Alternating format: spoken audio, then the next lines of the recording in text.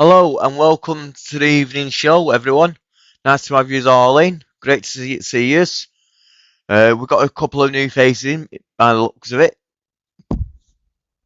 Pardon me. Cool. I'll just try and get everyone on who's left a message.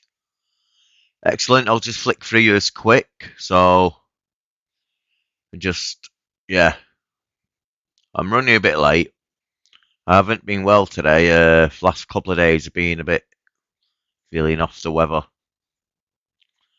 But I'm here now, so don't you worry. I might get some names twice, might not. Might miss a name or two. I might not. But that's me. If you don't get people's names or I miss people's names. Yeah. Excellent. Nice to see you, mate. Hopefully I've not missed anyone at the moment. It keeps jumping. I have missed people. Excellent. Nice to see you all coming in. Urbex is in the house as well. Excellent. Nice to see you. Don't forget to hit the thumbs up, everyone. And we'll introduce our first guest in a minute. They're in the house already. So it's pretty cool. Yep. I think I might have caught up now. No, still more. Nope. Yeah, I think I've caught up to everyone up to the live chat now. Also, fireworks are back in stock. So I've got stocked up on fireworks. So that's cool. Hello. How's it going? Been sucking on lemons. Oh, hello. How you doing? Yeah, not too bad, thanks. Yeah. Yeah, cool. Oh, God. I got Luke here with me, and we've been out doing a couple of things. Not a hell of a lot, but we've done a couple of things. And Jordan's now like, I'm bored now. I'm coming down. So I'm going to have two of them here. So it's going to be psychotic in a bit. Yeah, he said he's not there, but he's obviously on his way down now. Yeah, we weren't good enough for him, and then suddenly he hasn't got anything to do, so we are good enough for him now. Excellent. Yeah. There's quite a few new faces coming in, and I hope they appreciate everyone being nice to him and everything. So excellent. Yeah. Welcome in. I appreciate you all coming in. And we've got a next guest in here, Mr. John Bengal. Oh my God. Hello, Mr. John. How's it going? Hello there. Oh, all right, you? Not not the best. Not that John.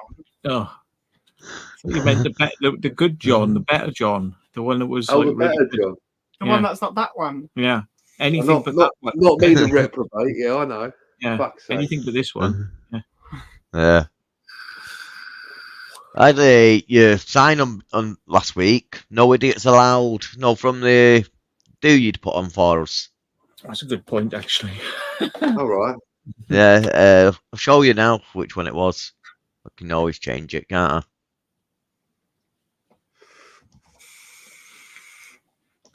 I? That one. Oh, yeah. The light switch. Cheers. Yeah, no stupid people. Stops my head shine. It's not doing anything. Is that in the place, isn't it? Yeah. You mean turn it off? Yeah, that's in the club. I can't remember where. My head is no longer like a blaze with light. Oh no, we can get some pledge out and we can give it a nice polish. As you go through the main doors, John. Yeah. It's the first one on your right. It's on your right hand side wall, I think it is. Just before the DJ booth. Yeah, I got you. Yeah. I couldn't think where it was. Yeah. My long-term memory is great. It's just my short-term memory. Who are these lot here? Yeah. How are you, Matt and Luke? How are you? All right, mate. Not just too bad. Peachy. Yeah. Wonderful. Marvelous. He's been showing me his 3D VR headset from Quest 3. MetaQuest. It's actually quite impressive, but it's fucking hard to control sometimes. Bloody hell. What's that, like an optical drift thing, sort of thing, headset? You want to get it out and show him? Oh, he's getting it out. I'm getting it out, Grim. Getting it out. I can hear him unzipping it now. He was like this earlier on. He was going, hand me the controller, and I nearly handed him a different type of controller. Different type of joystick. Whoa! Jesus Christ! There you go. It looks pretty impressive, doesn't it? You can reach out, and grab things, and you can use the controllers, and you could look around, and yeah, it's all right. I didn't feel any eye strain from using it. I was using it for ages till the battery ran out. I don't feel any eye strain either. It's really quite good. And the thing is, this costs 300 quid, and does what the Apple one does. That costs $3,500. Wow. 10 times the difference, plus this one's got loads of software, and the Apple one, and you can sideload Android, so Android app, so it's on the Android, so you can sideload any APK you want. It's quite nice. So yeah, but Apple has got no software on it at all, because Apple. Yeah, people are saying hello to you there, Matt, in the chat. Hello. I don't know why they would want to talk to him. I've got to see my 360 videos in a 360 thing where I could look around for the very first time, and I realised they don't look all that good. Yeah, but they are kind of interesting. Have you noticed what the case looks like? It's got 3 eyes to replicate the 3 eyes. Yeah. Cool, isn't it? Yeah, I don't know. I'm thinking to myself I should Thanks, Jason. upscale the frame rate and shit like that, to make it look a bit smoother. And there's some, I can see now, if I had one of those headsets, I could actually see whether or not it looked any good and tweak it a bit. You should research if you can upload that video raw to the device to see what it looks like raw as opposed to processed through YouTube's compression and so on and so forth. So that headset there, is it like a computer screen in front, but you can still see through the screen? You have 2 lenses, and then you've got effectively 2 separate displays, if you will, and then it obviously merges, so you could just see one big display. You can't actually see the edges or anything. For you can look anywhere within your eye range, and you can't see any edge or anything. It just engulfs you, and it's running Android, but allows you to watch movies. Obviously, anything you can do on Android, from Netflix to content to production and productivity. So you can have your computer, and you can have 6 monitors if you wanted, and you have them as big, as small, as many as you want. You can have them above, below, 3 in the middle. You can effectively do anything you can do on a computer, but you're engulfed with it. But there's also got the pass-through cameras, which the case represents as these things here. And these cameras allows it to use LiDAR to scan your surroundings. So let's say you go too close to a wall, it will know that you're at a wall, so you don't just run into your wall. It will also allow it to equally bring stuff in from a game or something like that into your room. So there's games, for instance, that you'll be trying to attack spiders, but the spiders will be actually use LiDAR to make the spider run along your wall in the real world, but through the Quest, obviously. It's a really impressive product, but effectively it's just a virtual reality headset with the function of a camera and everything in between. Yeah. It's a bit more comprehensive. No. So it's like these films when you see them got virtual screens in front of them, they just touch it like that. It's exactly like that. It's 100% like that. But then you can have it so you just engulfed, so you can't see your real world. You can have it either pass through, which allows you to see the real world, or you can have it so you're in a fake room. You can have it so you're in a fake cinema. You can have it so you're in a white void or whatever, or as said in the movies, you can be in your real environment. And you can watch 3D movies with it. I've had a look at some trailers of movies and things that were in 3D, so you can watch 3D movies without having to have a 3D TV, because it is 3D, Yeah. The device is 3D anyway. It's really impressive. It's shockingly impressive. That's pretty cool, that. I've not been well this week. I've been a bit off colour. Thanks for asking, Jan. Someone's asking whether you do know any locations in Torquay. I don't even know where Torquay is. I thought it was foreign. Yeah. Yeah, have you been watching my channel? There's loads. Like, just Yeah, you must know where check Torquay them out. is. Like, there's tons. Have you there. not seen the Secret Vault channel? You must know. I don't even know where it is in the country, but I always thought it was a different country, or is that a different one? Is there two of them? She knows she's moaning, isn't she? The bowl's probably empty. What's the matter? The dog's not happy. The dog's not happy. Oh no. No. Yeah, is there two Torquays, or am I getting mixed up? There's only one that I know of. Yeah, there's only one I know of. Maybe there's two, but there's definitely one in the UK. Hang on, let me find out for you. I thought many years ago it's down here. I might be getting mixed up with Tenerife. Oh, for some yeah, reason. it's a bit of a different place, that. Yeah, a bit, yeah. Just a Couple of miles out. Just a couple of miles out. Same thing, aren't they? Yeah. Same thing. Don't Yeah. worry about it. Anyway, drink your beer. No, it's just how it's got had a weird name for an English place, if you know what I mean. That's why I always thought it was. Keep adding to your glass. You should be doing a free You should sponsorship. have this one because that's really long. Only one. Cheers. Yeah, you should be doing free sponsorship. Look, so you should be holding like this. You should be going free sponsorship. Yeah. There's Nuki and Torquay.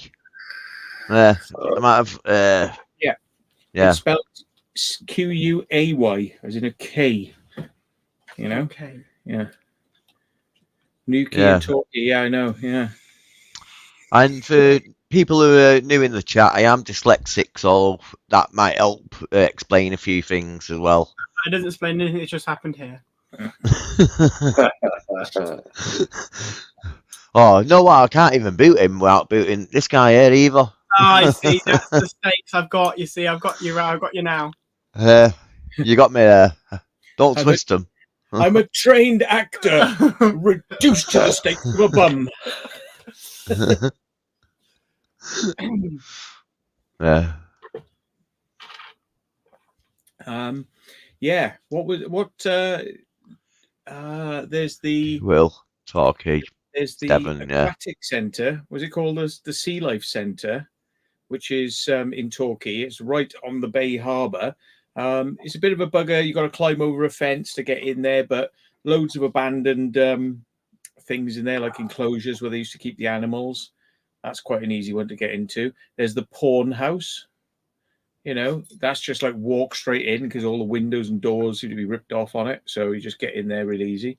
That's on the channel if you want to go and have a look. And it kind of, you can work out where it is if you look, you know. The hotel that got burnt down just before you could get there. Yeah, the Bancourt Hotel. Yeah. That's up on the channel. That's the one that got burnt down, was it not? Do you know what? They did actually seal the windows, apparently, a day after we went in there. So somebody must have reported it or something. But we didn't know. But yeah. Yeah, it's called Luke. This guy next to my ear is Luke. Yeah, sorry. This is Luke LEF. Yeah, that's the one. I'm not that new, though. Bit old. 24, mate. Walking coffin here. Yeah. When I first met him, he was a year younger. I'm not interested in him now. Yeah. It's gone out the date. Unbelievable. I don't know. Giving away to the homeless as he's got me into his bedroom. He's no longer interested. Beyond his date. It's taken him a year. Yeah. Yeah. Used by date's gone, mate. Yeah, Barry. Welcome in. Nice to see you, mate. He helped me pop a zit on my back earlier on. Yeah, I did. Yeah. Yeah. Yeah. Really. That's how close we are. We're like this. Oh yeah. Yeah. Just really. Yeah. I said, I'll give you gloves if you want them. And he was, no. Just like get in there. It was really hard when I was trying to get behind my back and get up there. And it was like, have I done it? And he says, no, it's empty. It's all gone now. Yeah. Oh, nice one, mate. It's calling us a bunch of young'uns. Nice one. Yeah. That's cool. You know your friends are where they need to squeeze a zit on your back. Yeah. Yeah, when Volts meets people on the Airbex, he goes, right, well, first things first, we need to get some things out the way. Yeah. This back on my sit, sorry, this sit on my back. Yeah. Yeah, well, you know, This is what you've got to do, see, to get in the club. Yeah, that's why no one's Steve's his friend. in the house. You're right, Steve. I'd pop as it on anyone's back as long as I had gloves on and maybe glasses. I'm going to come back. Because I don't want it going in my eye. I'm going to have a nice juicy sit on my back when I come back here. Mm. I'm going to make it squirt everywhere. But no gloves, no gloves. We're like this. We're like this. Yeah. I'm a fan of pimple popping videos like Dr. Pimple Popper. Sandra Lee or whatever her name is. Yeah. Oh, yeah. I love those. And he's been the first person to actually pop a pimple on my back that is like ever. So there we go, folks. I'm sure you can put that on my CV. They are bastards, though. I mean, you can't get to them, can you? I mean, it's so annoying. Like if it was on your face or on your neck or something like that, you could do it. But when it's behind your back and it's right up there, you can get one finger on it, and then the other one, you're like, well, am I on the center of it? And you're like going, it's like this. If imagine my nose is the zit, you get one finger on it, and then you're like this, and you're like, but is that doing anything? Is that doing it? And it's like the answer is maybe not. And when it first starts leaking the goo, your finger starts slipping off as well. That's worse because you can't get a proper grip then at all. Yeah. Yeah. Who the fuck is Leonardo Norris? I have no idea. I can't even see it. It's too small. I can't see it. Mm-hmm. Yeah, he slagged my glasses off earlier, and he said it made me look like some sort of freak or something. So you look like a right pensioner, that's for sure. Pensioner? Yeah, look, he's looking down. Look, he's like a librarian now. Look, right. Let me just have a look. They ain't got frames on these. It's sexy. Urbexy. He's all right. Yeah. Who the fuck is Leonardo Norris? Lando Norris. Don't you misread that? Lando. Who the hell's he? I don't know. Don't know. I've not seen them in the chat. Lando is a character. He's a guy of Star Wars. Yeah. His surname is Norris. I am Lando. Yeah, you've been asked by Daniel, where did you get the MetaQuest from and how much? I wouldn't recommend you get it from there myself, but Argos. But realistically, if you get it from Amazon, Amazon's normally got your back, despite what you may think of Amazon. If anything goes wrong with it, Amazon would just take it and tell Meta to. So yeah, I'll get it from Amazon. Amazon are very good for returning. Yeah, stuff. They don't care. They don't really care, to be honest. Yeah. So yeah, and trust me, you probably do want to, with such a particular device, you probably do want to get it from somewhere where you're going to be really protected by the retailer. And never ever try to clean any of the lenses or anything that looks like glass, because it's not glass, it's plastic, and it will scratch. It's perspex, and it will scratch. It will. And you can't use any microfiber cloth. You use the highest quality microfiber cloth that if you've allowed it into the open air is no longer sterile enough to clean it. You do not any dust, no oils, nothing. It's be really careful, and no chemicals. Whatever you do, no chemicals. Maybe that's why they brought them out like that, because they know they'll get knackered really quickly. And then people will buy the next model. You think that? No. You can't get a lens for them. No. But you'll buy another one. You'll buy the next model. I guess so. And then they'll have glass lenses on them, which is like, yeah. Well, this is the 3. Remember, there's 2 generations behind, and they're all plastic, and the new one's plastic. So therefore, it's I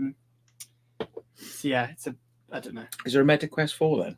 No, this only came out a few months ago. All right, this is the latest one, isn't it? It only came out like December or something like that. Mm. So brand new. It's fucking.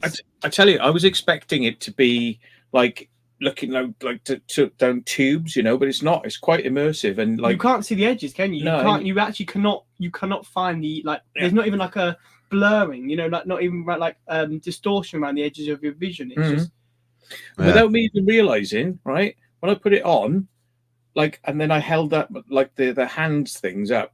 I could see my hands. When I turned my hand sideways, my skin was on there and my fingers were on there. I was like, when did it take that photo? It took it on the sly, and it's like it's doing it and it is. It's my fingers, because I could tell I'd been biting my nails and everything, so yeah. It didn't even tell me it was going to take a photo of my hands. It just did it.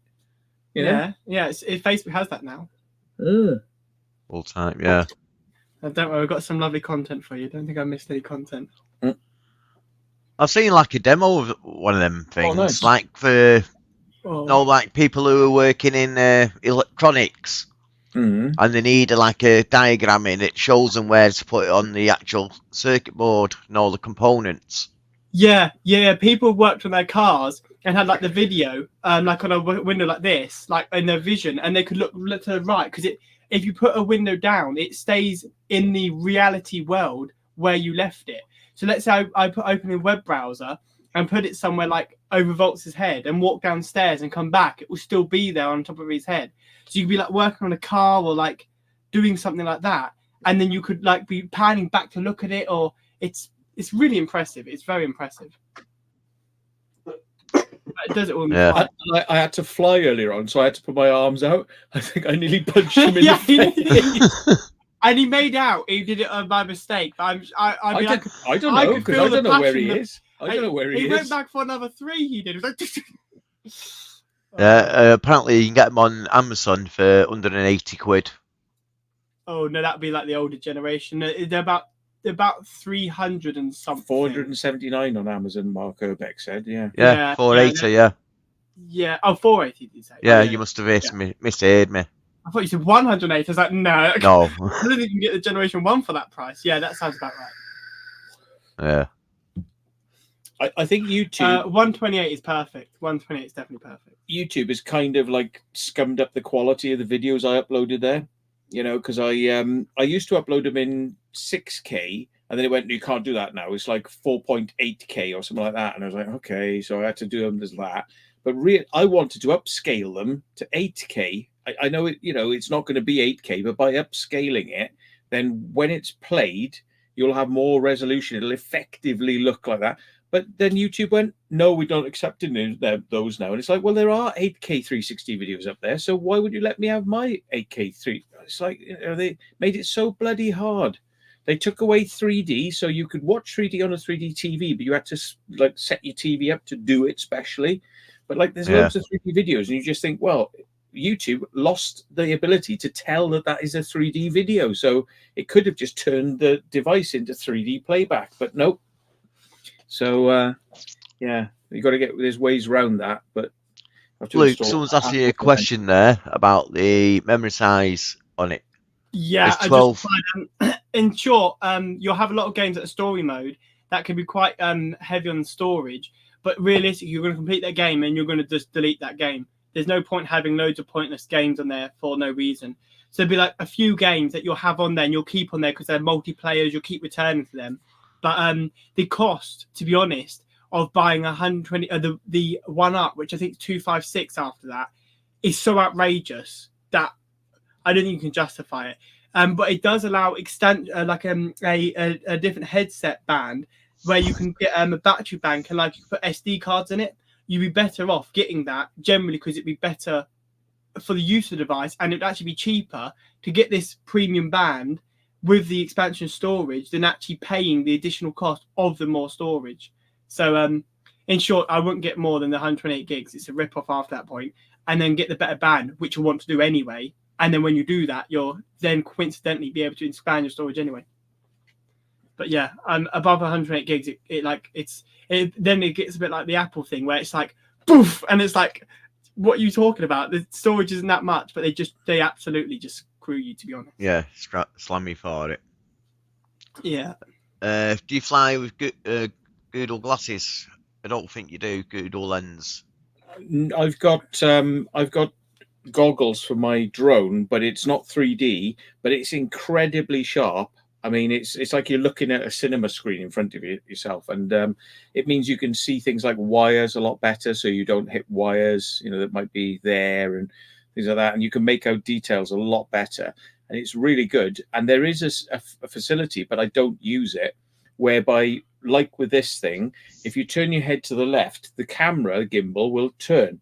And if you point your head down, it'll go down. So you can literally look around you. But of course, that's great for you to be able to go like this. But can you imagine recording that and then uploading that onto YouTube? It was like, you know, like round and round. It's not smooth. Not smooth. Not for the cinematic. So I don't turn that on. I keep it looking straight ahead. and I just use it for what I'm seeing is what the viewer's going to see at the end of it, like not messing around with, you know, the gyroscopics and the angles and all that sort of stuff. Yeah. Hey, I was going to say, it's Luke. I thought it was Luke. Luke's here. Oh my god! I thought it was Luke living it urban then, but it's Luke LEF. Shit. Luke's in chat. Amazing. It is interesting. I'd like to see some more stuff with it. I mean, I got a bit confused earlier on because I was turning, and then the joystick, as I was pushing forwards to go forwards, I was moving left. Hello, so people.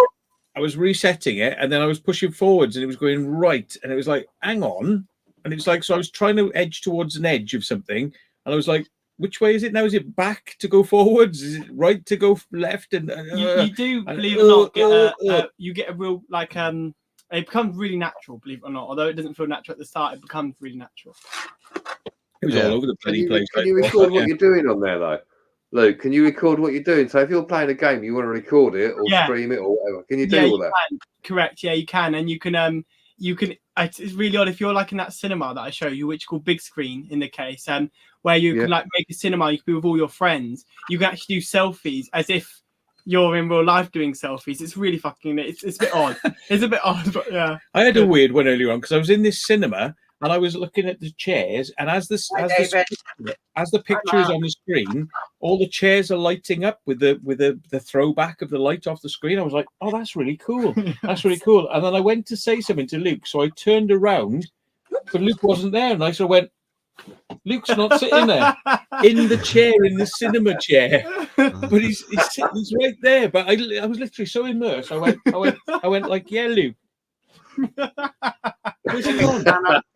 Where's he gone? I thought he was meant to be sitting there in the cinema chair. There's no dramatising of this at all. You actually totally did that, and he flew back on his chair, looking really shocked. I was like, that threw me for a split second. I was like, oh shit, no, this is not real, is it? I'm in a bloody virtual cinema. Shit.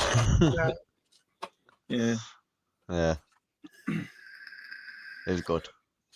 Hello, Matt. It's well worth having a go because I mean. Somebody did give me a go on what was it, a Wii headset that did this sort of thing, and I remember having the paddles and I had to do things and move boxes into 3D spaces and things like that, and it was, you get used to it quite quickly, but the quality was nothing compared to this. This is quite high res, you know, it's much more detail. I well know. Yeah, it's pretty crazy. But one thing to note is your YouTube 360 videos is all the YouTube 360. You should probably try the other ones. Do kind of look. Some of them look really good, but like really good relatively. So YouTube bitrate and 360 videos just isn't amazing, to be honest. So you probably want to try and watch a video raw before you make any adjustments or changes, because you can polish a turd, obviously, but ultimately if you're uploading it to YouTube, you just may be hitting a limitation. And I said I've never been on YouTube 360 video and gone, oh my god, this is incredible. They all kind of look like they're being compressed, every single one. Well, the thing is, I noise clean all my videos, and a lot of people wouldn't notice the difference. But the thing is, from YouTube's point of view, with that noise gone, it lowers the data rate down, so YouTube don't crunch it even further. So I've had to do that because the videos were breaking up really badly because there's so much data there. The data rate's really high, so I'd noise clean it, and then data rate comes down. But even that, it didn't look, you know, like, I think if I watch it on YouTube and I spin around on YouTube, the quality is better. So I don't think the player's quite there yet. No, it's 100%. I think it's a YouTube VR app with a combination, because I said some of the other videos, which are professionally done with like professional over-the-top cameras, they look good, but relatively, like they suffer the same problems your videos suffer, where it seems like compression and stuff like that. So I think the YouTube VR app, I think the problem is it's one of these things that YouTube have done, but they don't really care about that much. So they kind of like released it, but they haven't really done that well at adopting it and so on and so forth. So it'd be best to actually look at the content natively, so you can actually see what the problem actually is, as opposed to, you know, you're adding a variable with YouTube that I said other videos are also suffering with. So you might be trying to do something that isn't actually the problem. I think I mainly put it down to YouTube and how it's, because I don't even know the limitations of that app, to be honest. I don't. That app is a bit weird. It's a bit shit. But yeah. It's quite new, isn't it? So, you know, there maybe someone will bring out a better YouTube 360 viewer, you know. Yeah, exactly. Yeah. Yeah, but will you update it like Matt? And then Matt never updates them, do you? What, my apps? Yeah, all your gizmos, like your drones and stuff, and your These drones. pocket. He's a bougie man with these bougie drones. Yeah, well, I've just got a new drone that does 60 frames a second, so all my videos are going to look. I can see the smugness in his mouth. Oh yeah. But at the same time as I got that drone, then I realized Resolve can take 30 frames a second and interpolate it to make it look like 60, so I can make my old drone footage now look like it's all smooth and not slightly stuttery, you know. So what's the end result of that? That's not bad then. It's bloody good, yeah. Bloody good. It is good. Optical flow, which is incredibly slow on Premiere, and just runs practically. You can press space and watch it real time on Resolve, because like everything in Resolve is just almost immediate. But you know, if you shot at 30 frames a second on low light, yeah, there you go. On the Pocket 3, I'm shooting at 30 frames a second because it's a low light mode. And a couple of times I've gone, right, no, make that 60 frames a second. And it just draws in the extra frames. Job done. Takes a little bit longer when it's running, you know, and it's like, but you know, I walk up to somewhere in the dark, that's 30 frames a second. And then once I get in the building, I go high quality and it's 60 frames a second, but it's lower light. So you've got to put more lights on. Well, now I can make all that footage conform to 60 frames a second, which is not bad. Resolve, it is brilliant. Yeah. Yeah, Mitch has asked you a question there before I could even get to ask it. It's the Mavic 3 Classic. Oh, cool. Yeah.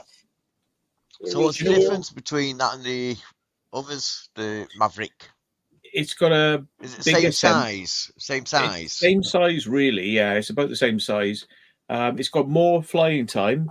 Effectively, I think they can say it can fly up to like 40 minutes, right? So the Mavic 2s fly up 25 minutes. Depends on the way you're flying and things like that. But yeah, it has got more time. It's got a better image. It's got true log color, not D-Log M, which is their sort of like slightly log color. No, it's full log color. So it means you don't lose highlights in the light areas and stuff in the shadows, you know, and you colorize it later on. So that's pretty good. But one of the nicest features of all, one of the nicest things, you know, when you turn left and you turn right on a drone, it's always quite a bit sharp, isn't it? It's always a bit jerky, you know, so like you've got to be really careful and really, really light on the controls to get it to turn smoothly. Well, this one, if you put a movement in, it starts to speed up to that speed on the left and the right. Yeah. So when you let go of the stick, if you let go or jerk it, it smooths that out and keeps going. And if you let go of the stick, it slows down to a stop. I always wondered why they didn't do that. Yes. You can do it on your tilt and you can do it on the tilt. Called. Yeah, exactly. It's smoothing on the tilt. So when you let go, it slows down. They've now got it on left and right as well. On the yaw, folks. It's brilliant. Yeah. You know what I want to try? On the little pocket camera, that's got the same thing. You can turn it quick or slow. The head, know what I mean? Yeah. Will do the same, quick or slow. Yeah. So I don't know why they couldn't have done that on the drones. Yeah. What I want to try is someone's managed to get the Quest 3 to use DJI's AR, VR input. So you need to get the DJI goggles. Someone's actually managed to make the Quest do it. So you can fly the drone, you can look around, and your camera will turn. I don't know how practical that is in reality. I guess it's pretty practical because your head's pretty stabilized, isn't it? But you can literally be flying your drone and you'll be flying it in VR or AR, I guess technically, which sounds absolutely sick. And then you wouldn't have to buy the DJI goggles, which I've always been interested in. Yeah. Not bad. Yeah, no, there's one more feature that the Pocket 3 has got. It's got low light mode like the Pocket 3 has. It's not quite as low light as the Pocket 3, but trust me, it's bloody like, impressive. You know, it is bloody impressive. You know, complete dark, and it's like you can hardly see anything. Put night mode on, woof! You can see all the details, everything. Yeah, it's bloody impressive. That's what you need, really, because the UK is not exactly bloody bright, is it? Especially when the weather's as bad as this. You know, if I go filming like Twilight, I'm like trying to get somewhere really quickly and it's getting dark. And I'm like, okay, well, I can film it, but when I get home, I'm going to have to noise clean it, you know, do temporal noise cleaning, chroma noise cleaning, do all that. And it kind of looks okay. Well, that just does it immediately. It's automatic on the camera. Poof, it's noise cleaned, it's smooth, straight on the camera. Boom, ready to go. Sorted. Saves you a lot of trouble then, doesn't it? Nobody's mentioning the fact that it's got this night mode. I've seen loads of videos on the DJI 3. People they're not flying it at night. It's a wicked feature. It's like the Pocket 3. People don't talk about the Pocket 3 low light. It's absolutely game changing. It's like, you know, who needs an A7S when you've got that? Special rules though for flying at night. There used to be, not anymore. That might be why, because everyone's being drummed in. You're not allowed to fly at night. No, they removed it. Okay. You just have to use the same procedures you would in the day at night, but it's harder to be sure you're not going to hit something because you can't see it. So you're better off flying higher. Yeah. As I found out on day one of getting the drone, I thought I'd take it up in the garden now and see what this light mode is. I went up and it went around the wire. It spanned. The drone got caught up in the wire and actually started spinning around. And then it flew off. And when I landed it, the propellers were all half chopped off. So it managed to fly with half propellers. I was like, what the hell? I was like, that's great, isn't it? 5 minutes. I'm like, yeah, let's go. And I didn't remember there's a wire in my garden, did I? Shit. There's Matt breaking things 5 minutes after he's got it. Can't take them anywhere. Could have been worse though. My Mavic Pro. I flew it in my garden right into a tree immediately, which is pretty impressive. Yeah, very good. There is a possibility as well, because if you've ever tried these drones, right, they can film. They can film low light. They can film low light, but if you take a photo, you can make it have multiple second exposure. So it can take like a 4-second exposure. It can make complete nighttime, like literally out in the countryside, looking at a crop circle in a field at night. 4-second exposure, boom, it's like daylight. Yeah. So with that mode, there is a way that you can get the drone to orbit an object, and you can turn the speed down really low. Yeah. So it's hardly moving. It's like, you know, literally moving at that sort of speed. And you could tell it to take a load of photos. So it's going to take about 5 minutes for that drone to fly and take about 125 frames. But you get back home, you put them into the computer, you run them, and now you can probably get, and I'm going to try this, you can probably get night shot in complete darkness of something like a house with no lights out in the countryside, complete dark. If you're prepared to wait 5 minutes whilst the drone very slowly moves, you know, it'll be pretty sick, won't it? Yeah. It'll be sick. It'll be absolutely mad. It's a good experiment, that. Or just take a series of 4-second photos, then move the drone, take another 4-second photo, and just bang those into the video, because you can't, you know, that's the worst thing when you get somewhere and it's too dark and you're like, oh shit, I wish I could have had drone footage of this. And but this is all great, but that video you did recently of that Art Deco building, the clock tower, that is more than perfectly adequate. Yeah. So you can do better. Already, you've got from initial usage, I think, a more than adequate footage. Yeah. From pitch black. We shone a torch at a building and flew it in low light mode, and you could see the whole building, like, perfectly, so absolutely perfectly. Yeah. Do you know who that is, Jackie? Below you. I do not know. That's Explanation. Oh, right. They've changed the name. Yeah. Ah. So he's not doing any houses, buildings, or military bases then? Just landscapes. Just landscapes. Just landscapes. Yeah. I don't know what that on is, Matt, they're asking. An old girls' school or something. This is an all-girls school. Not a clue. Matt,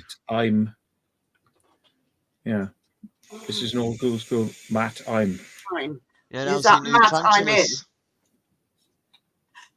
Which, the one that, yeah, it's fine. Doing okay now, yeah. Yeah. But I'm already getting, well, it's one, somebody's having that big one, because I don't because I said right away, it's like, I don't need that. I'm not keeping them all. Yeah, she says. No, she's going to keep them all. Somebody actually gave me them for nothing. I'm putting up an enclosure. And they turned around and said, oh, yeah, there's some spiders as well. And I'm like, here's me trying to get rid of some. So I'm like, yeah, I'll take them. And as soon as I looked at mature male, I'm like, that is female. And then somebody's like, well, I want it. I'm like, yeah, okay, you can have it. So I'm taking it to them. Not having it. Yeah, because you don't want every 2 months farting out 1 million babies, do you, really? So no, they have the worst amount of babies. They have up to nearly 1,000 babies. I'm just like, I'm not that fucking stupid. Then obviously you begin with your neighbours, like your neighbour gave them to you. And it goes on and goes on. Yeah. I'm just like, nope, no frigging way. Is it easy to determine which one's male and female? With them, yeah, because the female, she's very big and chunky. The male is very, he's not as chunky as the female, and they've got 2 hooks at the front. Some of them, it's quite, you can see them a mile off. And then the pedipelts, when they're doing like their sperm webs, they look really, really red. And people say they look like boxing gloves. And when you look at them, they bloody well do.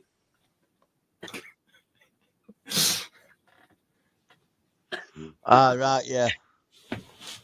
Well, at least I don't. Talking about that bunker that you did, Matt, when you got busted. At least talking about. At least I don't look like Professor Einstein here when he's wearing the. Right, don't make me get the pledge again. Don't make me look at that. Look at that shine. Yeah. He gets the pledge out every day, I think. Yeah. Polish it up. Yeah.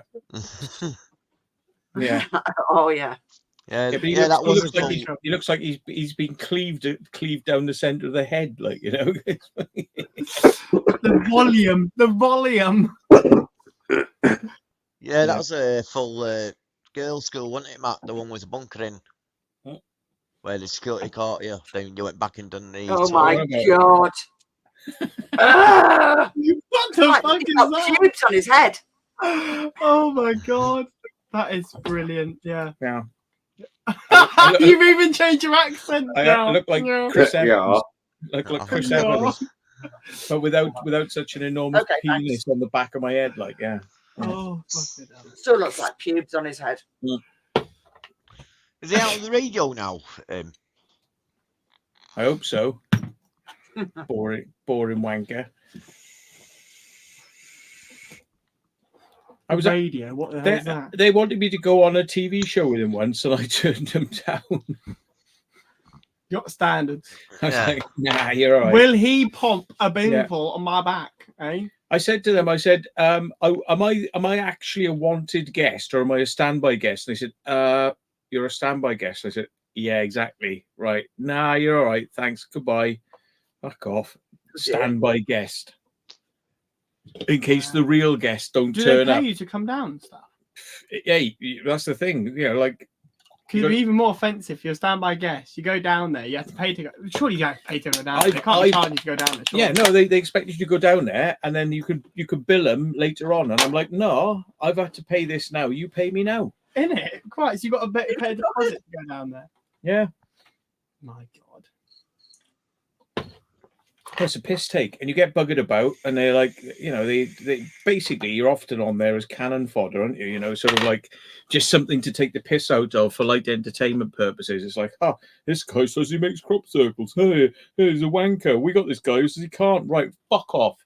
And they're like that. They're like, fuck off. Yeah. Get out here. No, we're not paying you money. Fuck off. People will be surprised how television works. It's like, it's not as glamorous as you think it is. It's a lot of fucking aggro a lot of the time, and then they do stunts like that. Sound like idiots to me. You know, different if you got something to sell, like a book or something like that. You know, it's sort of whatever. But like, you know, you're just trying to educate people, and you got people taking the piss. Jeez, no good. Yeah. Anyway, I'm not really a fan of Lee Evans, to be honest. Not Lee Evans, Chris Evans. Chris Evans, right? Yeah. I should know I'm related. Lee Evans is a comedian, no, Lee Evans isn't he? Yeah, actually, no. And Chris Evans is not a fucking comedian. Oh, no, Lee Evans is the one that sweats a lot, isn't no, he thinks he is. Yeah. He isn't.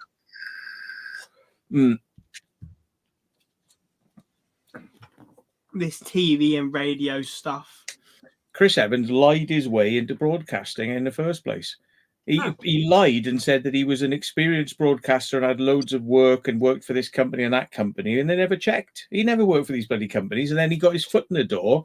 And once he got his foot in the door, he was like, boom, just kept climbing up and up and up, you know. But it's like, no, he should never have been employed in the first place. He lied. Yeah. About his work experience. For that shit. Yeah. I don't think I've ever heard of him. He's a guy who took over on Top Gear and fucked it up. Oh, fuck me. Yeah, Four Eyes. No, yeah, okay, no, yeah. Ginger, fucking minger, like, you know. Yeah. He is a minger. Yeah. And he tried to do his own like weird, horrible take on it, and yeah. There he is. Look. Yeah, no, don't like him. I really don't like him. And he thinks he's good. He fucking loves himself. From Top Gear, he thinks he's good, and I don't like how he thinks he's good. And everybody absolutely detested him on Top Gear because he's he was like, look at me, I'm so good, and everybody's like, fuck off. Yeah, no, I'm not a fan. Oh my god. Was that? Oh, I've arrived now. Top Gear will be brilliant now, and it was like, yeah, you're the one that fucking killed it. Yeah, that's facts. That's actually facts. Oh dear.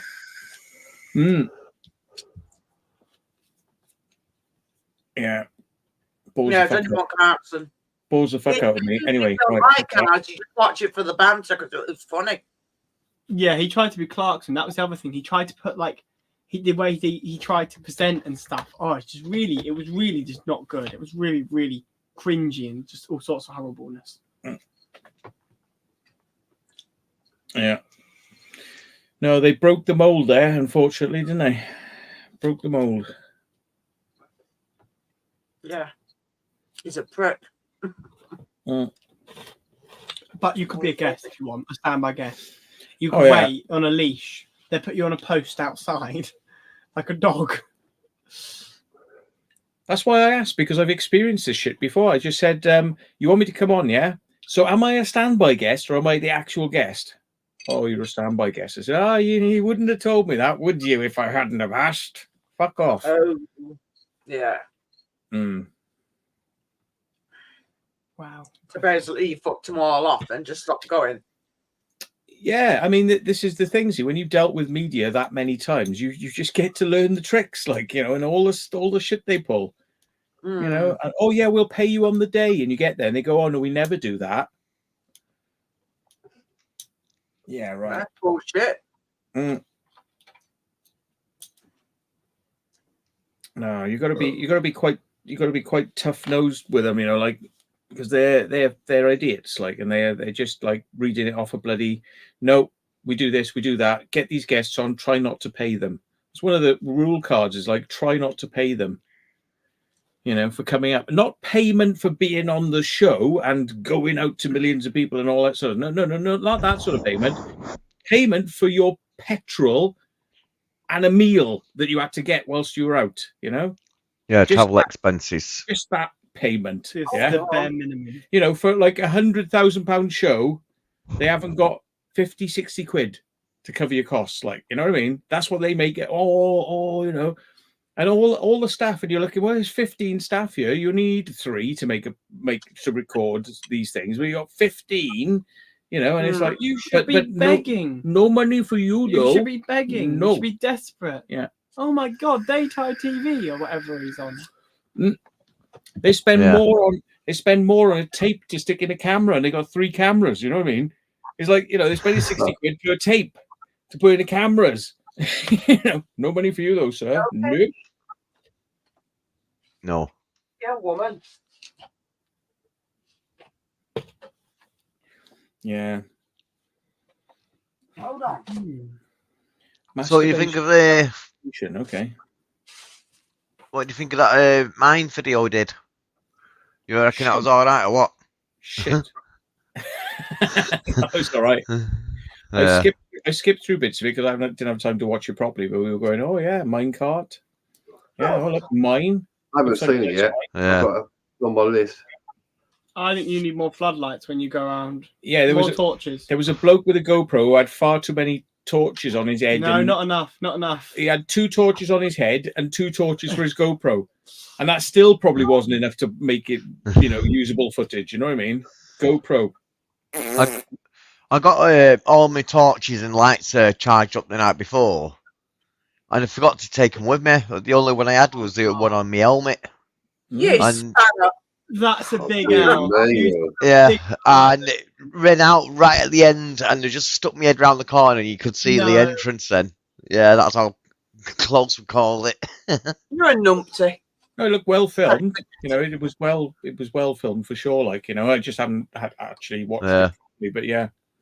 Ride on the minecart and started dancing and get dressed up in glow sticks and stuff like that. So we have a bit of fun down there.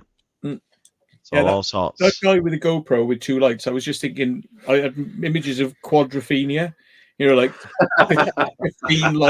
15 lights down the front of a bike, like, I'm like, mate, the problem is, it's not the lights, it's the fucking camera.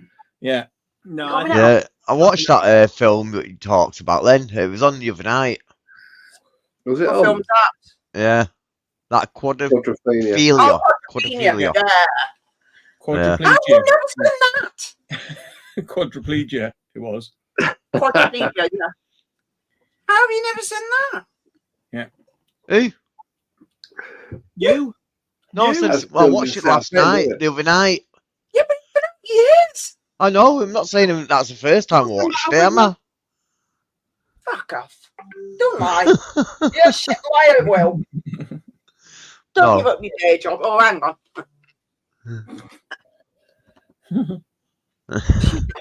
You coming out? No, you can't go in the bag. You're not going in the bag. Get in the bag. In the bag. She is not getting in the bag. Get in the bag. In the bag. In the bag. Boris, no. Yeah. All I've been doing is bloody throwing stuff out. And we're getting rid of a big fucking fridge because we're replacing it because we're only using the freezer out of it anyway. So we've got a small chest freezer as well. So it's like, yay. Did you know what happened in Rochdale, Hollingworth Lake? No, go on. What happened? There was a big rescue there. A woman. Oh, the kid fell in, didn't it?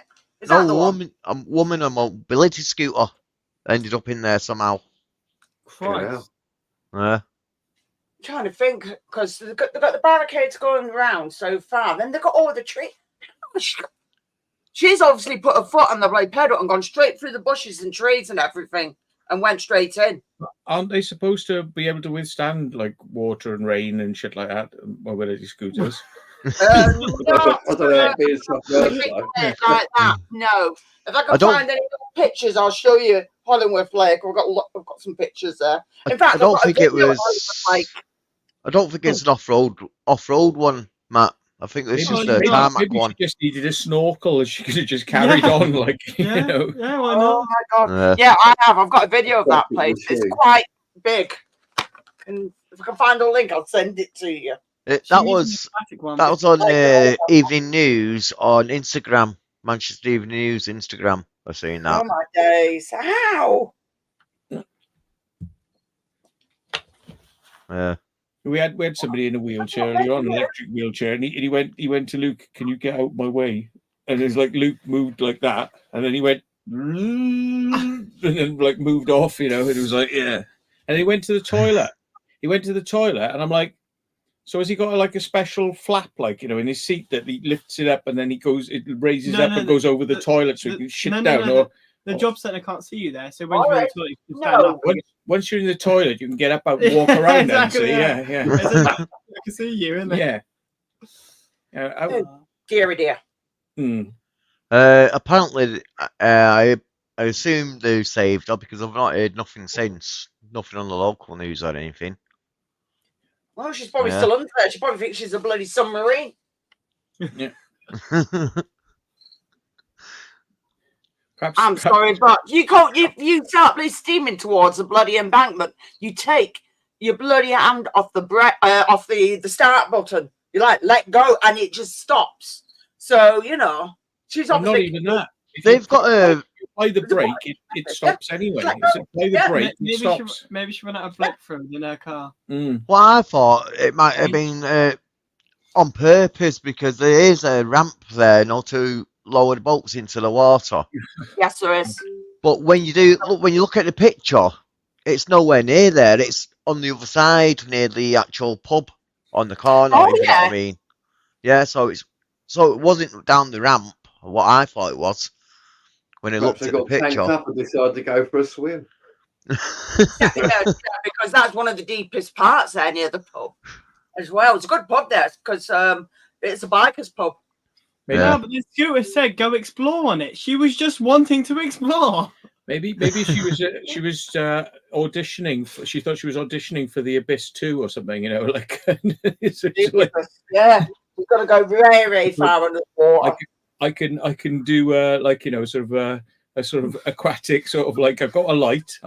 It's electric. I can sort of like start exploring now. Yeah, that talking about that lake. Me and my mates went there many years ago, about 20 odd years ago now, and we walked around to the other side, and there's bits of wood there, woodlands. So we was walking across the woods, and there's like a beach where you can go down. It's a bit of sandy area. So we decided to walk to this sandy beach part, and obviously we had to walk through this forest. As we got through the forest, we found these big, long black things, inflatable things, just like pontins. Know what you put on the water to stop oil or whatever. So we all grabbed them together and tied them together as best as we could, and decided to head from that side of the lake over to the other side. We got like a quarter of the way across, and next thing, this boat comes towards us. What's the matter? And it was like a coast guard who was there to make sure we didn't fall in the water. So I said, it's getting a bit airy here. These things are falling apart. Can you tow us back to shore? He went, no, you shouldn't have done that in the first place. I went, what you there for? It says make sure you don't get drowned. I went, okay. Yeah. We didn't make it to the other side. We drifted over to that corner where the pub is. So we went to the pub instead. I think it's that one. I might be wrong, actually. But yeah, that's quite a funny experience, that. Yeah. It's like the RNLI come out. You can give it one if you want, yeah. The RNLI come out you're there and your engine stopped and you go like, so you're going to save us then? And you're like, no, you should have done better maintenance on your equipment. And then they no, it hasn't been serviced. I'm sorry, we're going to leave you there now. Bye. No, that's not it. Yeah. I don't know. But it's like an experience to know what you do when you're young and stuff. I don't understand what their problem was. It's like you say to them, well, you're not getting paid to do this job anyway, so why don't you just save anybody at any time, because you're out here doing it and you're not getting paid, so just save me. Yeah. But it's fun. It made sure it was alright, but it was, we was falling in all sorts of it, you know what I mean? It was coming apart and we was like trying to hold it together, and one of us had two of them and another one had two hanging onto that one, and we were just pulling them together. Yeah, and going and sliding through them as well. Oh, it's like, weren't the best idea to have. Where are you, little git? But yeah, it was good fun. Nice. They're pretty good, aren't they? No egg in them, though, is there? Tell you what, you're coming across a lot of farms at the moment, aren't you? Them green ones. Squirrel room. Yeah. I'm getting worried. It's like, what the hell? It's like you can sniff them out. He probably can normally. Yeah, I took Luke to 2 today. I took him to the Unicorn and I took him to the Chippenham Care Home.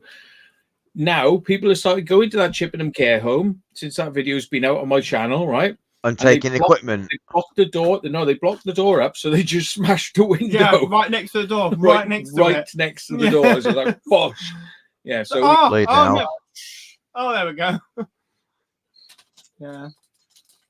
Yeah, but if it's boarded up, know what I mean? It's not worth a charge sheet breaking a window for a place that's been recorded already, and obviously you're causing criminal damage. Know what I mean? Yeah. It's not worth it.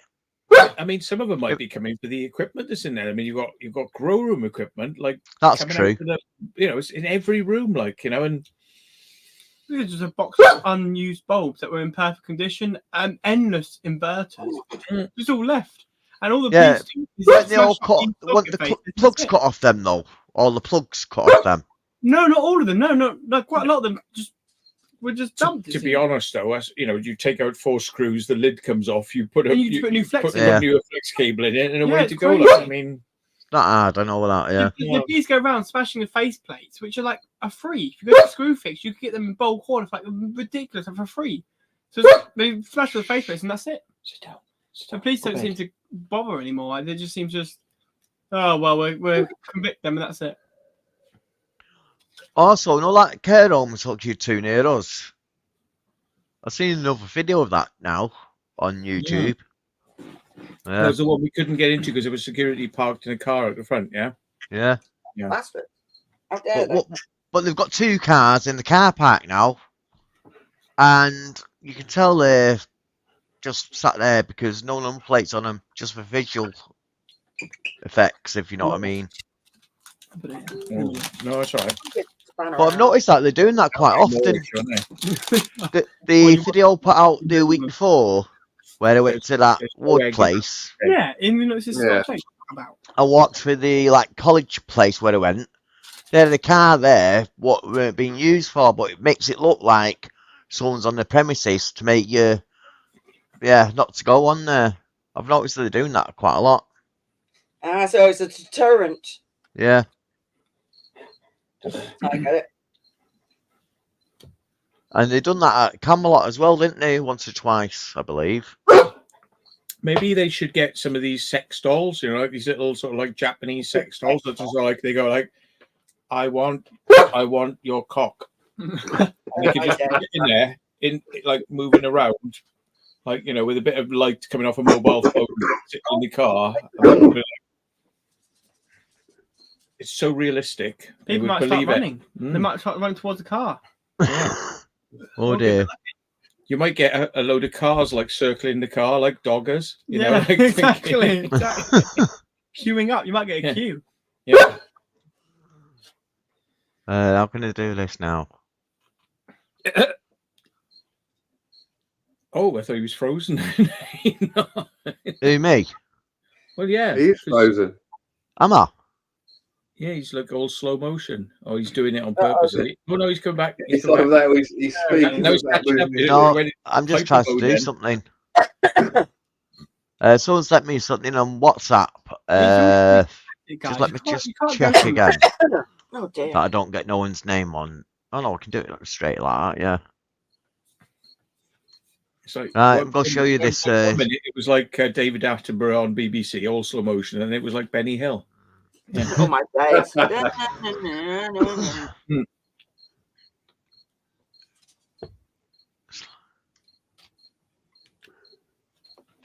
No good seeing without my glasses.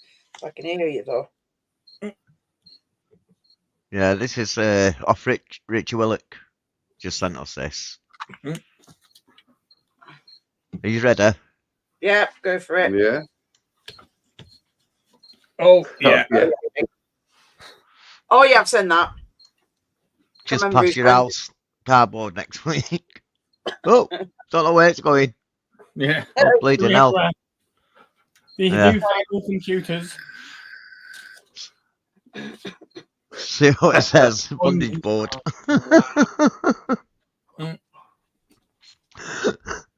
I don't know. If we get rid of that now, and that again, quick. Oh, yeah. Hopefully, I didn't show nothing. Soon find out if we did. Hi, Matt. You might have a bondage board outside your house. Hi, Matt. Hey. Yeah, no names. No numbers. Have I got any videos coming out? Bloody hell. I put a video out every 2 days. We've always got videos out. Why every 2 days? They're fucking, 5 videos. These viewers are freaking slave drivers, aren't they? They're whipping me. Come on, faster, faster. Yeah. Saying that, it's amazing how many videos you do actually do. Yep. I try to, do a couple of videos. If I go to a location, try and do a couple of things in the same area, and it's amazing. You do that for a couple of days, like you've got like 6-7 videos, and you're like, yeah, well, that's like, last me a fortnight then. So, yeah. Yeah. How did your conference go? It's all right. Yeah, not bad. Bolton, man. I mean, driving around the main area in the centre of Bolton, some of the shops weren't too bad, but right around the edges, oh God alive, I was like, this is run down. Look at all the closed shops. Look at all the bloody. Look at it. It's like, and I tell you what, there's some very big buildings, really big, like department stores closed, and they've got like multiple levels above them, and they're all Victorian buildings. And I was thinking, this is classic. This is brilliant. Urbex up here. God, she's being noisy tonight. There is quite a few old buildings that way. I've not really travelled into Bolton and had a good look like that. Pardon me. There is but it's been mashed up. And you can't taste it that much. We can't feel it, I guess. And I'm sure there's a abandoned bus yard up there as well. As you go down the motorway, and the stadium's on your right hand side, I'm sure there's some abandoned buses on your left hand side off the motorway. I need to check that out actually. We can do that on Google Maps.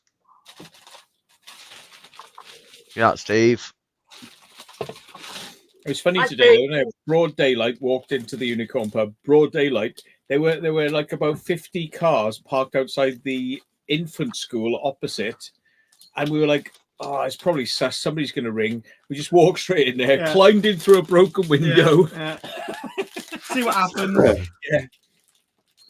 Yeah. We'll soon find out. Somebody's actually asking in chat. It says, "How's the Pocket 3 going, Matt? Worth the upgrade?" So love it. It's the only camera I use now. That's it. I mean, like apart from the Bob Love, if it was absolute pitch black, I might use the Bob Love to walk up to a building, and then Pocket 3. It's just amazing. Apart from the times when you turn it and it doesn't follow you, and it's pointing that way, you're pointing that way, but that's a little quirk it has from time to time. But yeah, no, brilliant. I can film for hours and hours on it, and the time you can film on it is brilliant. Like I get 2 hours of filming before I need to charge. It's really good. Yeah, that's good. Yeah. Do you like the sound of that? Is that constant as well? Yeah. And I got a 256 gigabyte card in there. So I turn it on and it goes, "You have 4 hours and 4 minutes, 4:04. Yeah. I won't mind having a go of that. And I'll see the difference between the Pocket 1, what I've got, and yours in the dark. Mate, know what I mean? You won't believe the difference. You will not believe the difference. Because I take it takes an SD card in the side of it, just like the first one. Yep. Yeah, so I could put my SD card in there, film what I needed off yours, then put it back in mine and film the same thing, and you can compare the difference then. Yeah. If you've got street lights in a town and they're bouncing off the clouds, the street lights, but you're in a dark alley, but the street lights are bouncing above you, that's probably enough to film. It's light enough, because this super low light mode it's got is just amazing. That's good. I mean, you have to be there and say to somebody, how dark this is. Look at the screen on the Pocket, and they're going, "Wow, that's better than my eyes can see." And I'm like, "Yeah, it's actually better than your eyes can see." Yeah. Somebody's asking, "Has the DJI fixed that overheating nonsense yet?" To be honest, I couldn't give a shit, because I'm on my firmware version. I'm not updating the firmware. I don't want to get stuck in problems because I've updated the firmware. So I'm like, nope, I found a fix. The fix works for me. I'm not worried whether they're gonna do it some other way. No. Yeah. I'm just happy it works, and I'm not changing it. That's it. No, it works. Good enough for me. No reason to go playing with it. David was a little bit late coming on doing my live stream tonight, so that might be one of the reasons you didn't get the notification. Yeah. But like the live stream's up there all the time for you to go and watch again. Oh, yeah? So don't worry about that. Nice of you to join us. Sweet, too sweet. Do you want a kind of beer? Yeah. Everyone said the Pocket One was a bit of a dodgy at night, in dark places, but I found it quite all right. But saying that, light, I've got decent light though. Yeah, you've got a really big light. Yeah, that's probably the explanation then, isn't it? Yeah. It's a daytime camera, but you can use it with a lot of light at night. The Pocket 2 was much better than the Pocket 1 for low lights, yeah. But the Pocket 3 just wipes everything out, and it's almost like having an A7S2 or an A7S or A7S2 or A7S3. It's like that sort of quality, but in a tiny little portable package. I mean, and if you don't know what I'm talking about with the A7S2, that's the bigger camera, isn't it? The bigger one, like the big boy, yeah, SLR or something. Oh, I'll wait until he comes back because somebody else asked for a question as well. Somebody's just he's buggered off. Because if you look at Ron, you might as well highlight it afterwards. Yeah, you can. You can fix it. It's a little script file. So Matt, tell you, it's a little script file you can use or something. All right. Yeah, that sounds good. That. Look, lady, I'll give you some locusts in a minute, lady. I'll leave it up on the screen so you can remember. Yeah, exactly. Yeah. So you've been up to, Jackie? Just nothing much. Just trying to find some houses, homes for your spiders. Well, I've been doing that, but mainly as well, I keep trying to get rid of as much junk. But the problem is, I've got that much. I've said, me and Simon, it looks like we need to skip. It's not that I keep going through stuff, and it's like bin. What the fuck have I got this for? Bin.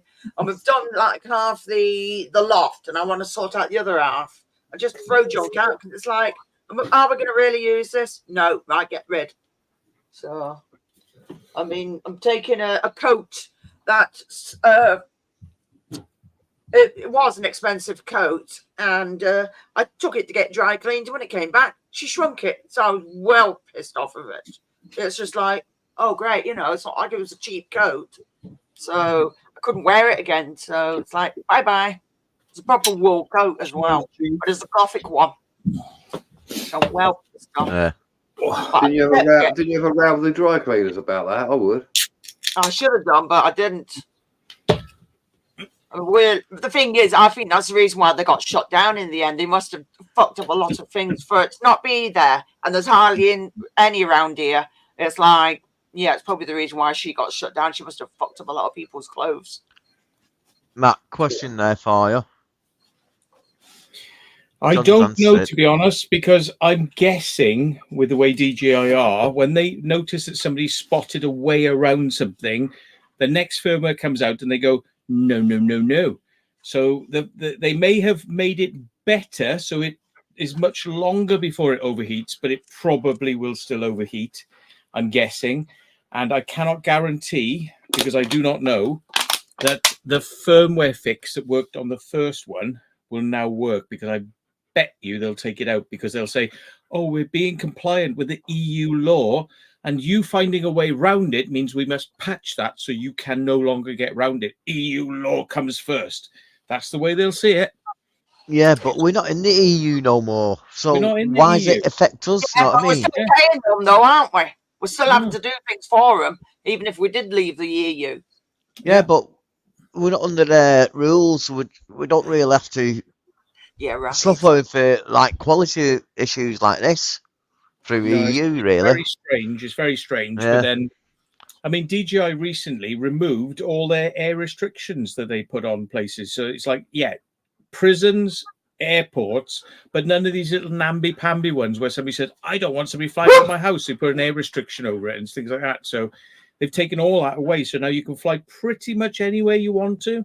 It's down to you. It's your responsibility, not DJI going overboard and saying, we're going to tell you can't fly there. Because you could probably fly there, with the right permissions, or if you know what you're doing. But they were like, no, you just can't fly in all these places. That's all gone now. So they seem to be like, releasing a little bit of control, relinquishing control. Shush, Poppy. You reckon that'll do it? What? Mixed on there. As you first set it up, put it as a US.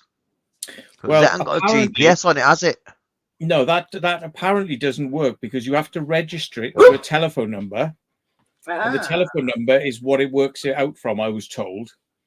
They actually, they send, you have to register it with an email address, a telephone number, and various other things. And then it'll send a text to your telephone number to make sure that's a real number. And then it, and yeah, it knows where you are. If you turn it on, it knows you're in the UK because the GPS is turned on. So they're not letting you get away with it that easy. But you might have somehow slipped the net. But yeah. Ooh. You're right, Sam.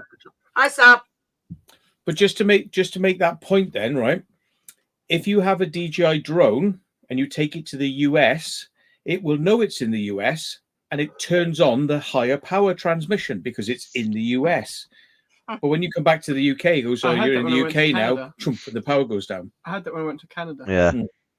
Yeah. So they do know where you are. You don't know how they do it, but they do know where you are, and they don't allow those sorts of things. They're finicky. You can hack them to get rid of them. But a bloke got done the other day for doing some crazy flying shit, but they did him for the power thing as well. I said, no, you're transmitting an illegal amount of high power, Yeah. What did ATC find out? Who found out? Yeah. They went around his house, nicked his drone off him, and looked in the logs, and they checked the firmware, and they said, you hacked your firmware. What the fuck? Yeah, wow. they went right through it, yeah. So basically, it just shows you don't actually entirely own it. They still own part of it, so they can just come and take it away from you. If you're not complying to the rules. It's just like a car. Imagine if you had a car and then they would take it to a rolling ramp and they say, well, this is 500 brake horsepower. That's illegal, or something like that. It's the same shit. They go that far because they know they can, and they just add one more charge then. So he broke air law. He broke airspace. He put his power on. He modified the drone. They went all through it. But the thing is, technically, there's nothing wrong with modifying your drone, but putting the power up means you're breaking, the broadcast well, not broadcasting, it's Ofcom regulations about the amount of power you're supposed to be using. But the UK's been telling everyone you can't transmit large amounts of power because planes will fall out of the sky. Remember CBs? Oh, this will happen and that will happen. All this stuff will happen. Now, right? You can have a CB that's 10 watts that transmits on SSB and AM. Remember, they said you couldn't transmit on AM or SSB because this would interfere with things. And at 4 watts, that's enough for you, sir. You can't do more than that. Now, you can have 10 watts on AM and SSB on a CB. Why? Because it was always bollocks. The UK government always lie. We know that. So you get a broadcasting license for radio frequencies or whatever. You're allowed more power. Well, the reason they don't let you do it on that band because it's Wi-Fi band in 2.4 gigahertz and 5.8. So those bands are used by other people. So the reason they've limited it is because everyone's on the same playing field. Then it's like you've all got the same power. You've all got the same. If you get somebody who suddenly got like 10 watts of Wi-Fi and everybody else is on 30 milliwatts, which is like a 3,000th of the amount of power, we're all just like screaming and not being heard, and then you get one that's 10 watts. That'll blanket everyone else out. It's kind of. I need one of them. I don't want like back in the day with the CB burners. If you buy a Wi-Fi router from the US, very similar. Yes, it's the same principle. Yeah. If you bought an imported router, do you think you can get a higher output rate? You can if you put a router on, you say USA, which I often do. On routers, I say, yes, this is based in the US. You get more power and you get more channels. Oh, wow. That's impressive. Isn't it? But then a phone trying to connect to it will have trouble connecting to it because it'll be using UK frequencies and it'll be when I'm connecting to a US router. So you can get problems like that. But generally, it's all right. When you go to the US with your phone just works normally. So would it not just adapt in the same way there would be if you went to the US? It may adapt if it goes to the US, if it knows, yeah. Quite a cool piece of information there, isn't it? Yeah, but then again, that's why they sell different phones in the US than the UK, and they say to you, yes, you can put your SIM card in, but it's not for use in the UK because it would probably have higher powers, Yeah. So Yeah. That's interesting. There's no reason why they can't. They just tell you, no, it's regionally, you're not allowed to do it. That router is going to have the same chipset no matter what, surely. They're not going to make a special chipset just for the UK. They're just going to limit it, surely. Some routers, you can download a specific UK, US, Asia, or Australia firmware for the router. And whichever one you put on there will be high power or low power, yeah. Impressive.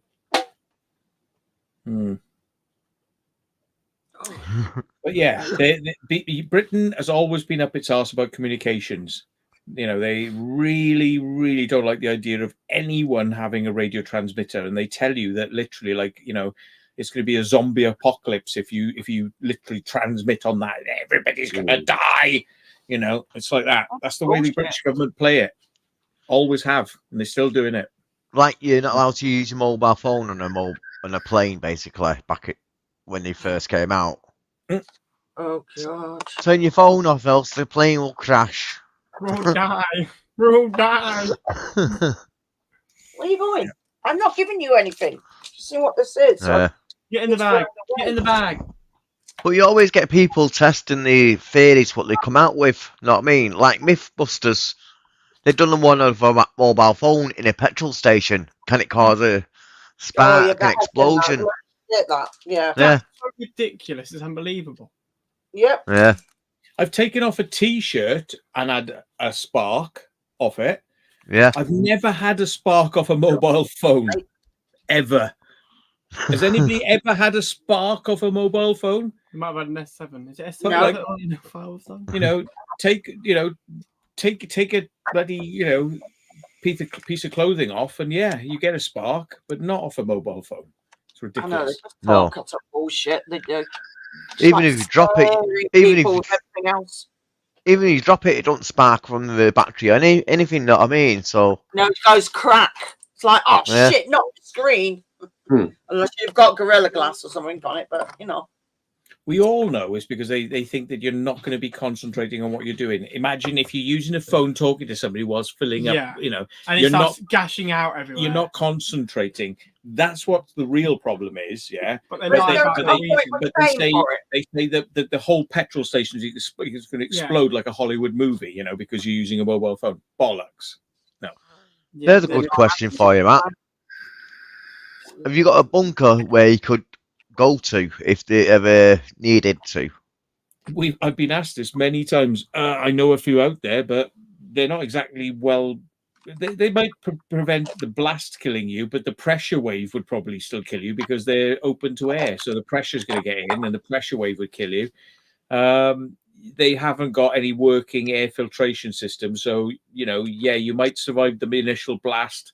You may be injured from the pressure wave, and you die quite quickly afterwards because of the radiation. Yeah, no, not really. No. Yeah. That's what people say to me if it ever kicks off with him. Come to me because I know all the underground places. Yeah, it's knowing them. The older one, though, can you? Because they've put that one up now. It's getting to them as well. You know what I mean? You got 4 minutes to get there before the drops. Yeah. Good luck travelling like 20 miles. I got a 4 minutes is only if you're in the central London, isn't it? If it dropped in central London, you'd have 4 minutes roundabout. If it's somewhere else in the country, it's different timing. I don't know. Try and get out of London in 4 minutes. Well, no, if it dropped in London, you'd have 4 minutes to get to where you want to go if you're on the outskirts. But to be honest, you just dig a grave, don't you, really? Mate, try and go 5 miles in London in 4 hours. What about Dover's Dumpy level? Well, yeah, Dover Dumpy level will be fine from a point of view of it's deep enough to probably not be affected by the initial blast. The pressure wave would still get in through all the vent systems they've got. So you're still going to get a pressure wave thing. So you may end up bleeding from your ears. Your eyes might pop. You might get problems with your internal organs. But then you're still breathing air. And that air is not clean. It's going to come in. It's going to be radioactive. Particles are going to kill you. Aren't they? You could be subjecting yourself actually to a long-term painful death because you're just subjecting yourself to the rather than letting it be done with. You're kind of subjecting yourself. It sounds like a terrible idea, to be honest. Yeah. Yeah. Well-known unknown saying he'll go to the Guardian. It's yeah. I don't know. Do you reckon they put guards on there, military guards straight away? Well, I mean, it's communications, isn't it? Still, you've got to get in there. Do you know a way in? And when you get in there, most of those ways aren't protected like they used to be, because, like the one we went in Manchester, in Birmingham, sorry, it had blast doors that would have prevented the pressure wave getting in, but all those blast doors were seized, and all the concrete covers that would have been moved into place and dropped in to seal them, they weren't working anymore. They were completely redundant. So basically, it's just a massive air vent through the ground. And who knows? I'm not sure about this. Maybe it's a good question to ask. You might be worse off in a bunker than on the surface, because on the surface, the pressure wave might go across you. In a bunker, it might compress down. So it's like not just like 50 psi hitting you. It might be 300 psi hitting you. You probably just explode. You know, but then if you don't, what are you actually going to do? Because these bunkers are empty. They've got no means of surviving for more. They've got no means of anything. So then, so you survive it. Let's say you survive it. Now you're trapped in this bunker because of the radiation. What are you going to do? You have no food. You will literally have no food. So what are you actually going to do? But tell me immediately what you're going to do. You have nothing. No so you're food, going to have water. A long, painful death. Literally. And also, if you're in a disused bunker, like you say, and there's no power, how you go to get ventilation down there? You suffocate in the end. Yeah. All these things I haven't thought of. You have no food anyway, so even if you didn't suffocate, you would starve to death. I mean, all these painful deaths. I mean, like all the embers of burning buildings that would be on the surface are going to be traveling through the air. They're going to be coming down the vents, and it could set on fire underground. You'll be on fire in a what's effectively a chimney. You'll be inside the chimney, you know, and fire. It'll be like a roasting fire if you're not careful. So, yeah, I'm not sure. You know, like a lot of them are not really fit for purpose anymore. So your best bet, if you can survive the initial blast, you've then got about 20 minutes, at probably maybe half hour at tops, to get somewhere. That's it, because you have a certain amount of time before you get the fallout. Obviously, there's gonna be something in the air, but you'll be able to get somewhere. So if you can get somewhere within that time, happy days. If not, well, where that has actual ways of surviving, where because let's say it had food, you have many other problems more than food and breathing that you're gonna face. To be honest, it sounds like with how we are in society today and what you are. What your life experience is, you're just subjecting yourself to many different stresses and mental health issues. I mean, are you going to suddenly be able to adjust to this new environment? Let's say you had food and all the other benefits of like safety. I can just see so many problems with this. I mean, the fact that we're just going to go down this shelter and it's going to be all sealed off and it'll be safe. You have food. But what about all the other problems that you're going to be subjected to that aren't the physical, immediate ones that are in front of your face? I think you'd be literally you'd be suffering effectively. Oh, you'd be crazy. You'd go crazy, wouldn't you? If you're with somebody, it's gonna be like a hot pot, isn't it? Really, because you can't go nowhere. Exactly. You're gonna start having mental issues just solely because of what's happened. B, what's going to go on afterwards, and how you're going to try and survive. Yeah. That's it, isn't it? There's a very good possibility that if you did get into a bunker, that whatever's on the surface would have gone bram over the top of the bunker, and you're talking like large concrete blocks that you're never going to move. Yeah. So you could be trapped in there. So eventually, you might have a couple of weeks or a month's worth of oxygen in a massive, like miles-long bunker. But in a small bunker, you're going to have days of oxygen. Yeah, it's mad, isn't it? The concept of actually reality of if you talk about the reality of it as opposed to what it is in movies and stuff, it's pretty crazy stuff. At least a benefit is that if you did get trapped in a bunker and you couldn't get out because it was rubble had come on top of it, then you would pass out you'd get hypoxia, which means you get euphoric. So without realizing, it's the onset of hypoxia, which is like this for aircraft. They tell you, if you're flying, you won't know that you haven't got enough oxygen. If you're too high, you won't know it. And the reason you don't know it is because you become euphoric. So you become happy. It's not like things start happening that are weird. But the way you know, right, is if you start to notice that your concentration is going, they tell you should start to try and add numbers up, like what's 2 + 2, and So you go, focused. What's and if you have to ask questions like what's 2 + 2, what's 4 × 4, if you can't answer those questions, you haven't got oxygen, so you have to put that together. But you'll be happy. You'll be going, I can't do 2 + 2, I can't do it, but I'm still happy. That's the problem. You have to go, there's the problem, and you have to deal with that really quickly. But if you don't deal with it, you will become so happy, you just pass out and you won't know you're gone. Which would be a really nice way to go in this scenario. Yeah. Which would be a really nice way to go in this scenario. Yeah, Urbex is saying there that there was a risk to the ROC people that Lily could weld clothes with the heat. Yeah. And to be honest, they would suffer from pressure wave problems, because if a blast went off near them, the initial shock would be okay, but the pressure wave would increase, like 30 psi. They'd be in there, like meant to be reporting, but they'd be bleeding out their ears. They may not be able to see. You know what I mean? They're in a bunker, but they the reality of those ROC posts were they weren't really going to be surviving, and they knew this. That's why they didn't build them very well, because they weren't really going to be surviving. A lot of these ROC posts were going to be gone. Bang. The CCC, that's a Caution, isn't it? The whatever he's talking about. Caution Computer Center, yeah. That is in a mine, but obviously, like Matt's saying, you get vibrations and all sorts going through the actual rock.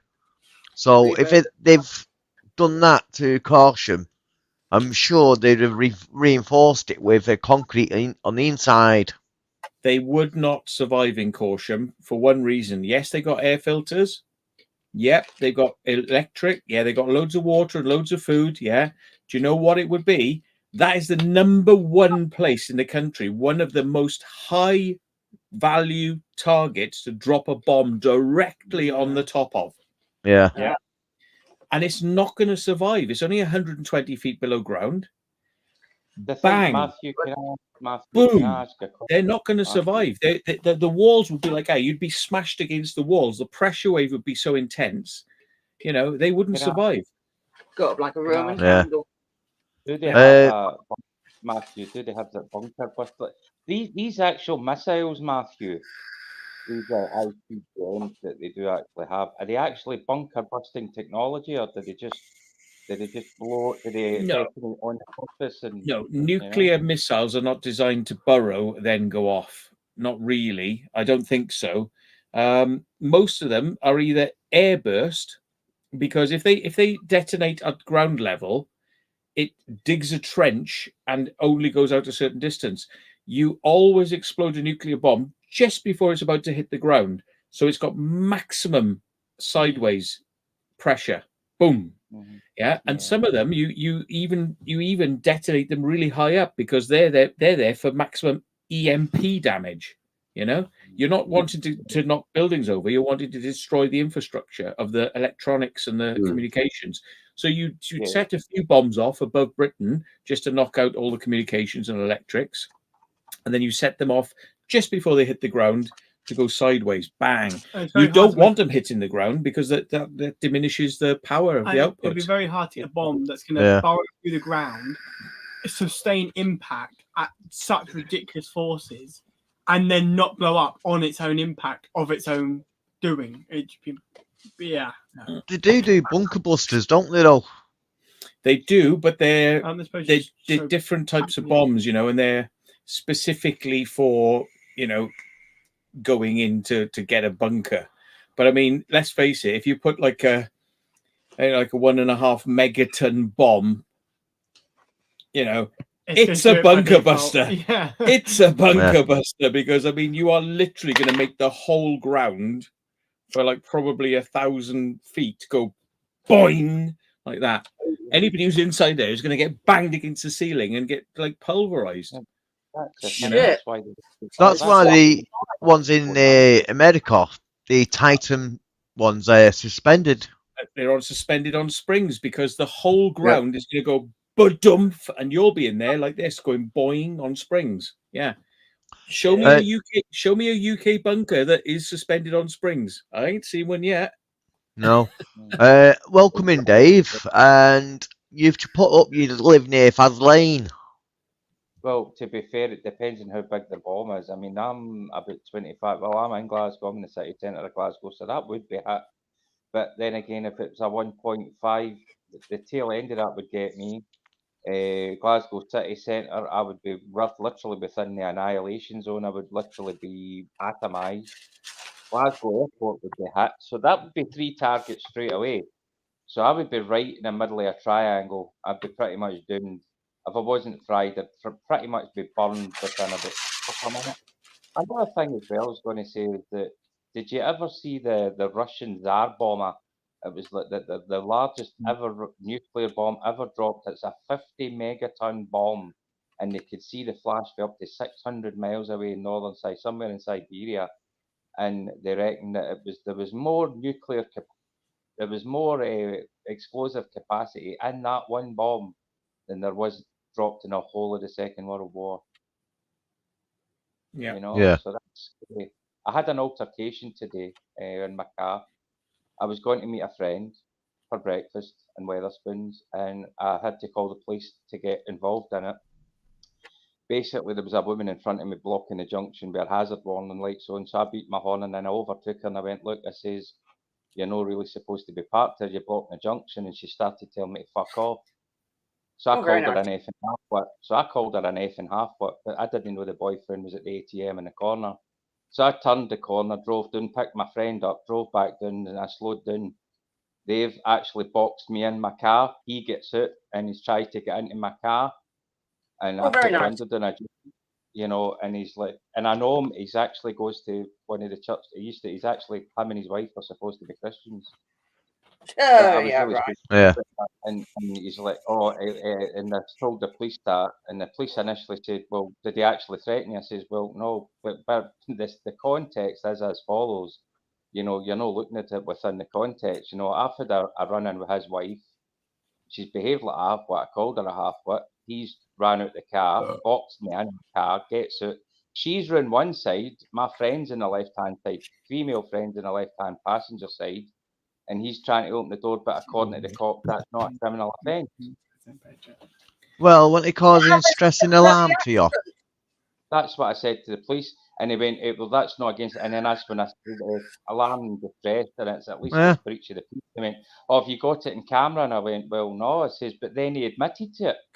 And then they interviewed Data. They never interviewed my friend. You know, I mean, I've got some of the videos there, but I'm not going to put them up. But it was pretty scary. Anyway, what's this got to do with fucking bunkers and urbex? They thought he needed a bunker to get away from him. You've derailed that now onto the northern line, like just going off to the coast now. That one, that train. Matthew, I think you'll be safe. You know what I think you'll be safe. Did you ever see the story about the guy that survived the Titanic when he was drunk?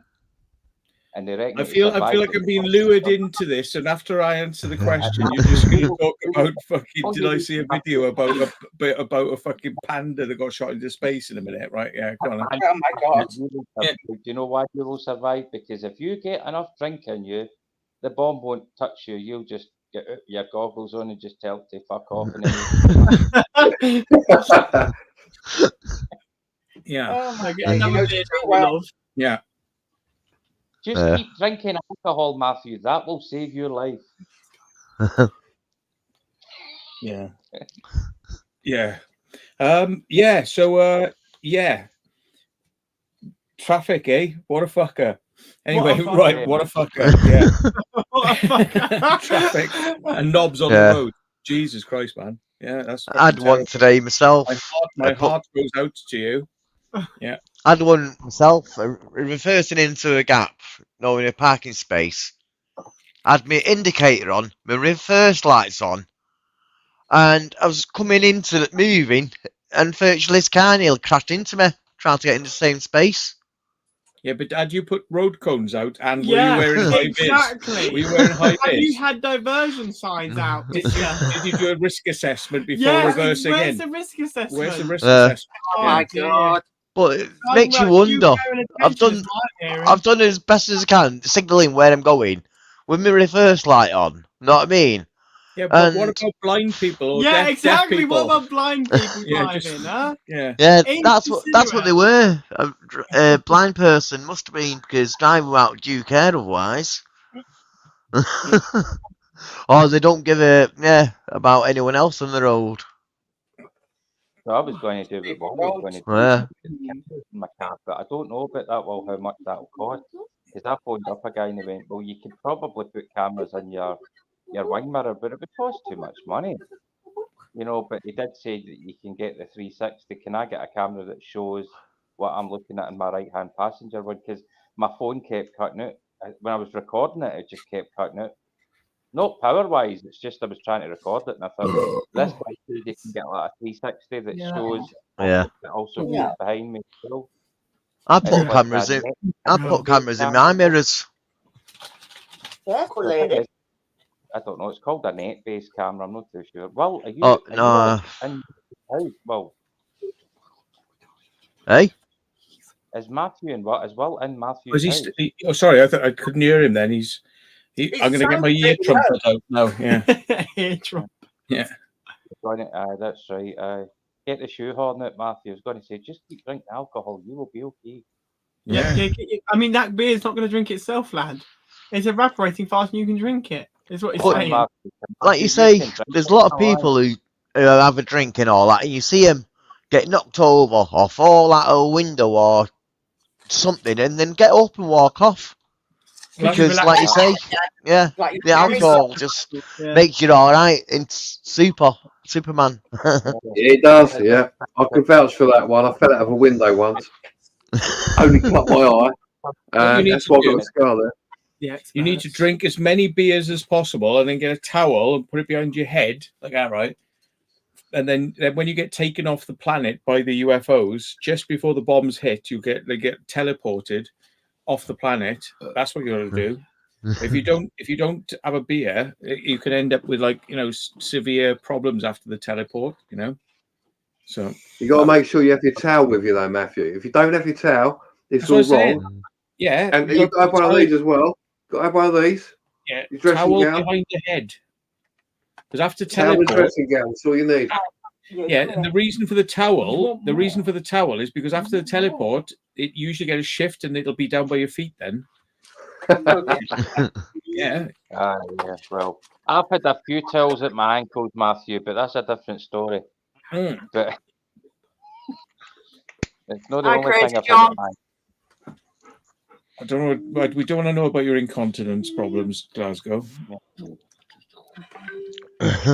You're a dear. This is not a proctology stream. Oh, stop taking the piss. Ba-boom. Oh my fucking word. Oh, that was so fucking obvious. So obvious. I just wondering what level Mr. Dave on the Glasgow scale is actually. And what don't be barking. You teasing her. Food. She food on the bed. Luke's got loads of food on the bed. Oh, Luke, how dare you leave? I never have food. Bed. Stop it.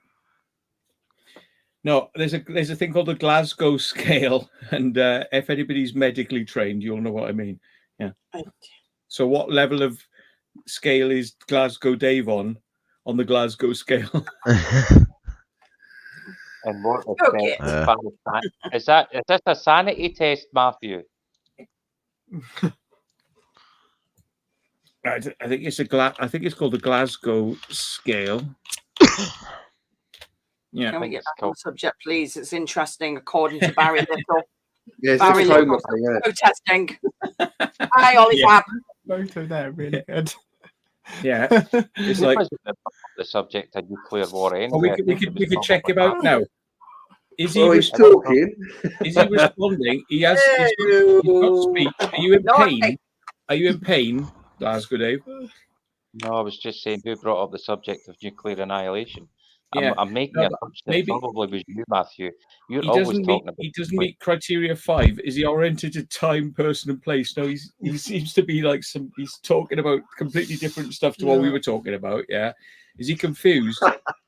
Possibly. Yeah. He's been swearing, so that's all right. He's using inappropriate language. He'll be all right. Inappropriate words or incomprehensible sounds. I would say, 100% there. Like, that's just the way. This is just fucking accent, isn't it? Oh, hold on a minute, Dave. Dave, can you just move your camera a little bit for me? Yeah, he's obeying commands. That's all right. Oh shit! No, what's going on here? How's this spider? Yeah. I can't hear a word you're saying. What did you say? How is the spiders, Jackie? They are good. Right, that's right. Because how is Angel, Matthew? She's shouting for food. She's hungry. She died. I buried her. She's. How dare you fucking say that about your dog? I'm gonna bloody knock you out. I can't hear any noises on the stream. Sorry, man, you're not getting any food. You evil man. I'm picking on your doggy. Angel, eat him in his sleep. She's considering it. Oh, mate. Don't blame her. But thank you for asking, Dave. Thank you. So who brought the subject up anyway, Matthew? Spider names. There's all sorts of different spiders. I've got tarantulas and true spiders. I'm not going through all their names. We're on a different topic now. It's better of watching the channel when I do them on Monday. I don't know if there'll be. I don't think there'll be a nuclear war. It's just I don't think that'll ever happen. So look, time to press Alt and F4. Jackie, have you got a spider called Peter? No. Oh. Oh God. No, I don't call them by human names. What the fuck? No, after Spider-Man, I just wondered whether you named what happened. Oh my fucking word. Don't you think you're coming over here and getting bit by one of my spiders and thinking you're getting superpowers? Because it doesn't work. I've not tried it, but yeah. Apparently it's very fucking painful. I'm just one day there'll be a report like in the newspapers. Oh, what was that? Oh, what's she crying at? I just beat up the dog. He tried to move her back by her collar, but she wasn't having none of it. Oh, puppy. Being a bully.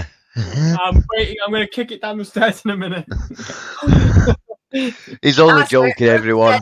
Now, Luke's getting beat up. If you met Angel, you'll know that she's going to kick me down the stairs in a minute. She's very pushy and she keeps maneuvering herself into a position and tries to get up on the bed. So he's trying to hold her back from trying that on. Something completely unrelated and go, Jackie. Oh, Christ, what's over here? What? Jackie, question for you. Oh, God, here we Which go. animals would you take into a bunker if you had to? Cats. The cats first, yeah? Cats would be my main priority over everything. My cats. Jackie, dog's OG. You get a bunker smelling of piss, though, wouldn't you? You don't want that. Don't you fucking moan, John. Otherwise, I'll piss on your bloody chips. That's what the extractive fans for. I take a camel. I take a camel because they can live for 30 days without needing any water. So I can use all the water, and at the end of it, you can slaughter them and eat loads of meat. Yeah, take a few cacti as well at the same time because you can use the water from them. Think practically, folks. Cats ain't going to save you. Cats not coming near Tanya. They're not eating you when you become ill. Cats Matt in the apocalypse. Where are you going, Matt? I'm going to go get some food. I'm going to get a camel. I'm going to get that bastard. I'm going to bring. Tell you do bunkers well. The Americans, don't they? Like the one in the mountain. I can't remember the name of it now. But yeah, they've got like hydroponic farms where they'd grow their own food and stuff like that. And their own power stations and stuff. I believe so. But you can only use it on their Thursday nights. Yeah, there's the Greenbriers. There's Mount Wise. Yeah, there's Shire Mountain in it. We lost Dave. Oh my God, no! Turning off, not turning on. That's the bomb got off Faz Lane. We only got 4 minutes to get like somewhere quick. Oh shit, yeah. Oh crap! I've got to climb this mountain. Okay, fuck it, Ed. Right, I'm gonna go and use the loop. I'll be back. Piss in the bin. It's in the bin. Yeah. Bottle of water. I don't know how you get water. Suppose you could use them tablets once it pees it out. No, to clean it again. Yeah, but all this stuff wouldn't be consistent, and once you run out, what happens? Because the stuff's not going to be there in surplus, is it? It's all going to be destroyed. You would have to gather so much. This is more like it. That's a good idea. So you go down a coal mine. You go down a coal mine, crush a bit of coal up, put it in, because you can filter water through coal. It's carbon. That's a carbon filter. Cool. Yeah. There we go. We'll take John. Survivalist. A couple of chickens would be good. Yeah. Couple of chickens would be good. Because, like you say, you can get eggs and breed them and get. Yeah, but you still have to feed them first of all. And what if if it gets moisture into it and it goes bad, then they've got no food and they die. So you're screwed too. Oh, fuck all the animals. Well, you feed them to the spiders. What you find in the bunker, don't you? Yeah. Yeah. There is a number of things you find in a bunker. I reckon that the amount of times you found a wrecked car somewhere in one. Yeah. To fucking build one. It's my chair now. Oh, Jesus. Shove it up your ass. All right. Yeah, I've seen them live straws. A good idea. I've got one on the table here somewhere. The water. I've got one on the table here somewhere, but A live straw? I start. Yeah, oh, live straws. Yeah. There it is. Filters all the crap out of the water. The thing is, if you had that, you couldn't just filter the water, because like any rain would be radioactive. You'd have to try and find a source, which isn't. No. The thing is, things don't become radioactive because they've been in contact with radiation. No, right? I know that. It's not like magnetism, where like something becomes magnetic because it's been close to a magnetic field. Like the thing is, if you can filter the particles out of the water, as long as those particles are away from the water, then the water's clean to drink.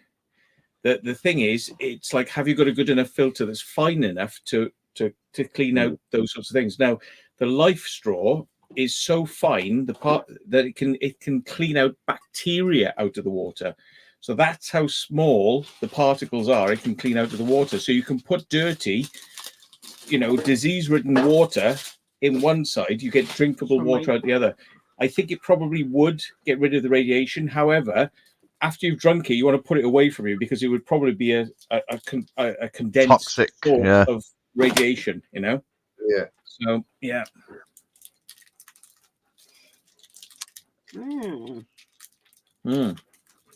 You can drink your own wee. Yeah. And you might be peeing out radioactive waste in your wee, so you're drinking it back in again. So yeah. Hi, Gareth Jones. Wasn't he in before, or was that someone else? I'm sure he was in before. Who? Gareth. Don't know. Don't know. No, it was somebody else you were on about. It was abandoned and something, but that wasn't Gareth Jones before. This is now. Yep.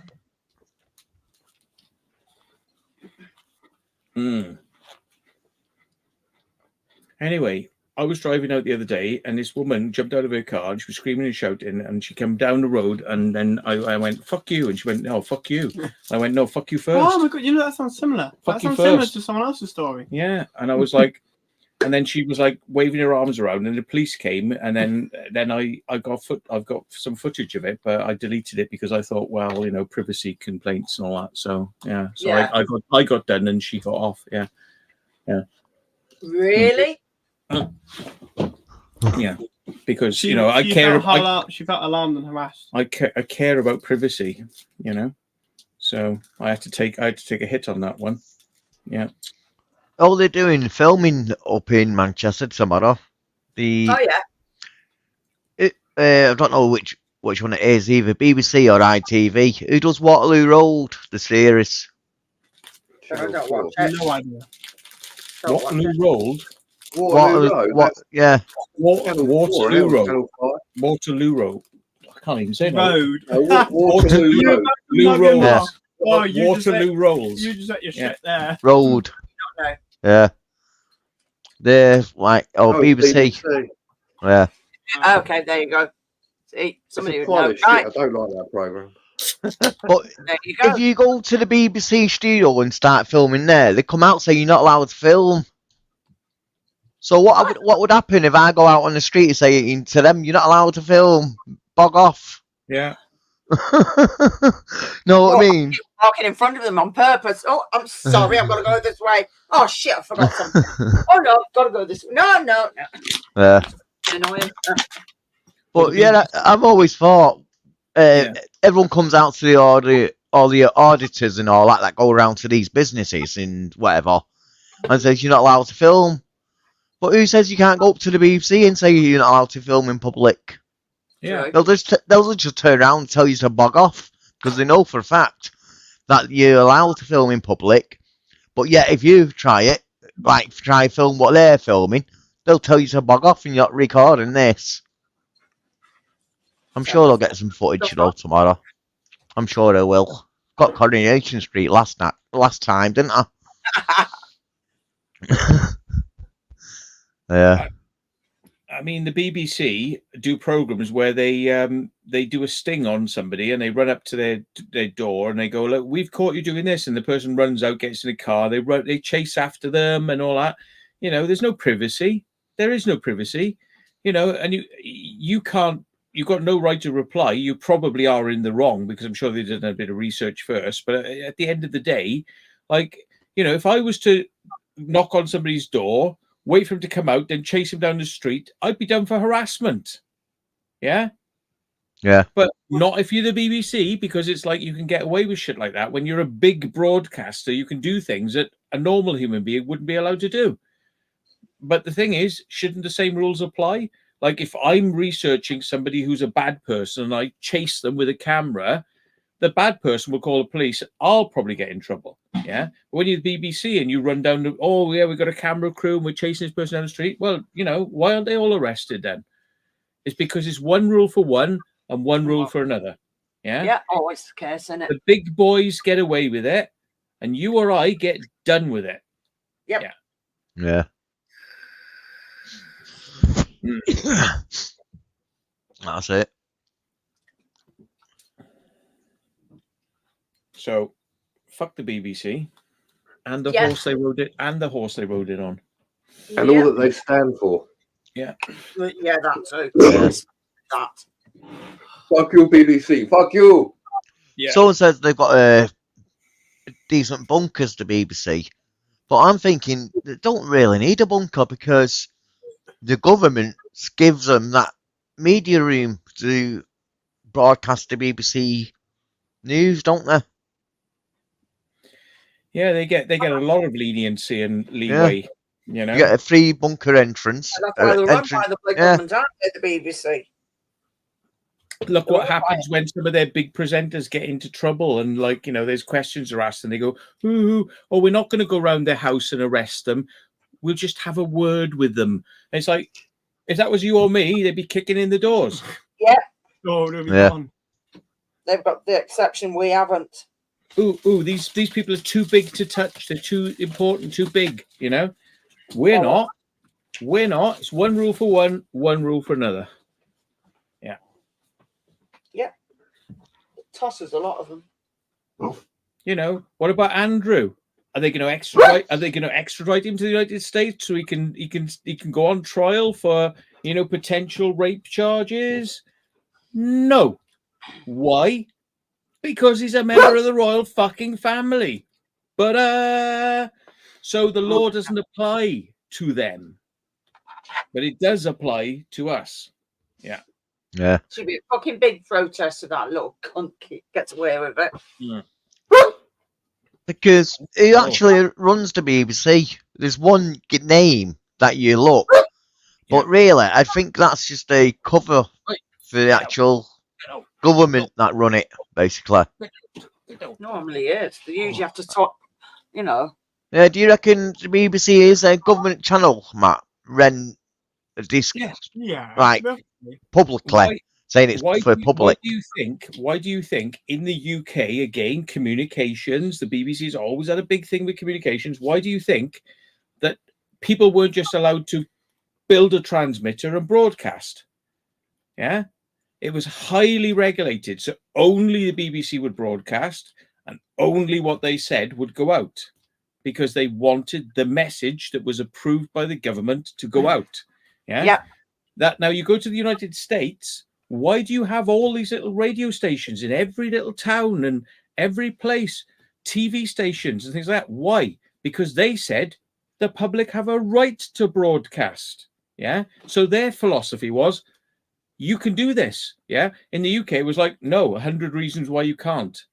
We don't want the public having a right to air their opinions and put their stuff out there. No. The Britain does not like broadcasting. Britain does not like freedom of speech. It pretends it does. It pretends it does. True. But the truth is, no. Yeah. Those that speak too much get stamped on. I mean, you could look at a number of classic examples. I mean, you've got Julian Assange.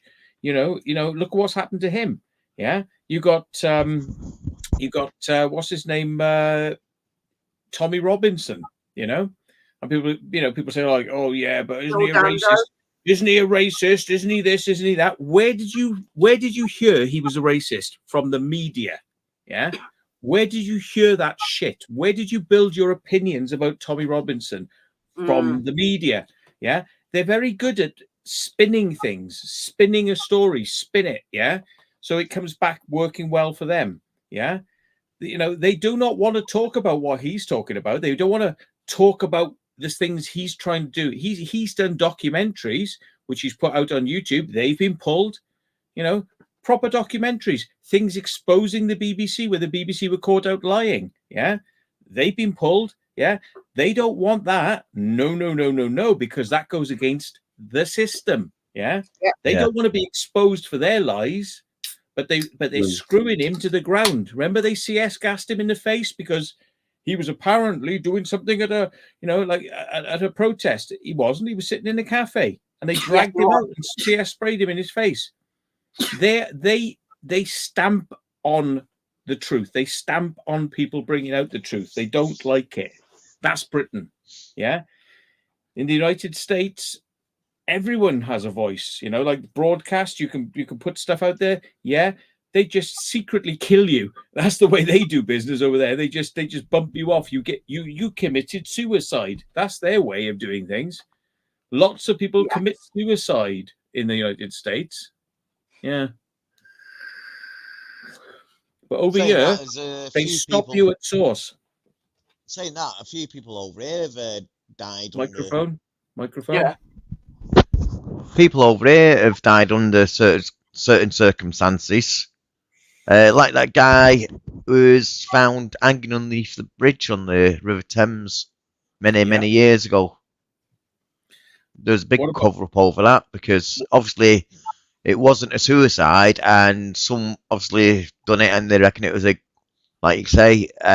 big group of a company sort of thing that did it sort of thing. Yeah. There's lots of UFO researchers have died over the years. Getting too close to the truth. Yeah, there's Secretary of Defense of the United States, James Forrestal, jumped out of a window, but that was suspicious. If you look into it, there's a load of suspicious things going on there. there have been people who were, doing research have like been committed suicide, but they had their hands tied behind their back. Mm. But how do you tie your hands behind your back? What about that scientist? Kelly. Yeah. Is that the one that was found in a suitcase? No, that's another one. It's like the MI5 stuff that people found in the suitcase. Yeah, there's that sort of stuff. It's like there's lots of dodgy shit goes on. And when a problem exists, there are people who will just take care of it. Get rid of that problem. Yes. Yeah. Yeah. And all governments are as bad as each other for doing this stuff. They're all at it. But the way the British government normally deals with it is to discredit you. Yeah. What they do in the States is they just suicide you. So.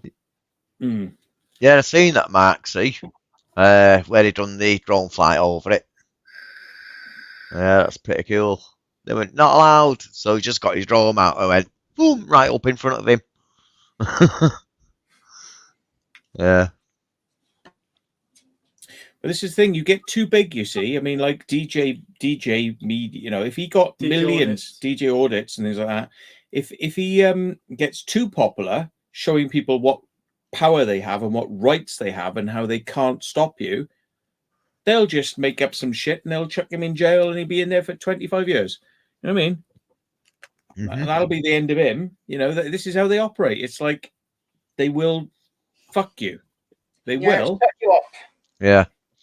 Silence. Just send the police around. Make sure your drone's under a certain weight, or if it is under a certain weight, make sure this and make sure it's got that and make sure it's insured, or you know what I mean? They'll try and get you for anything, won't they? And then if that don't work, like you say, there's other ways they can try and get rid of you and block what you're doing and stuff. Yeah. Yep.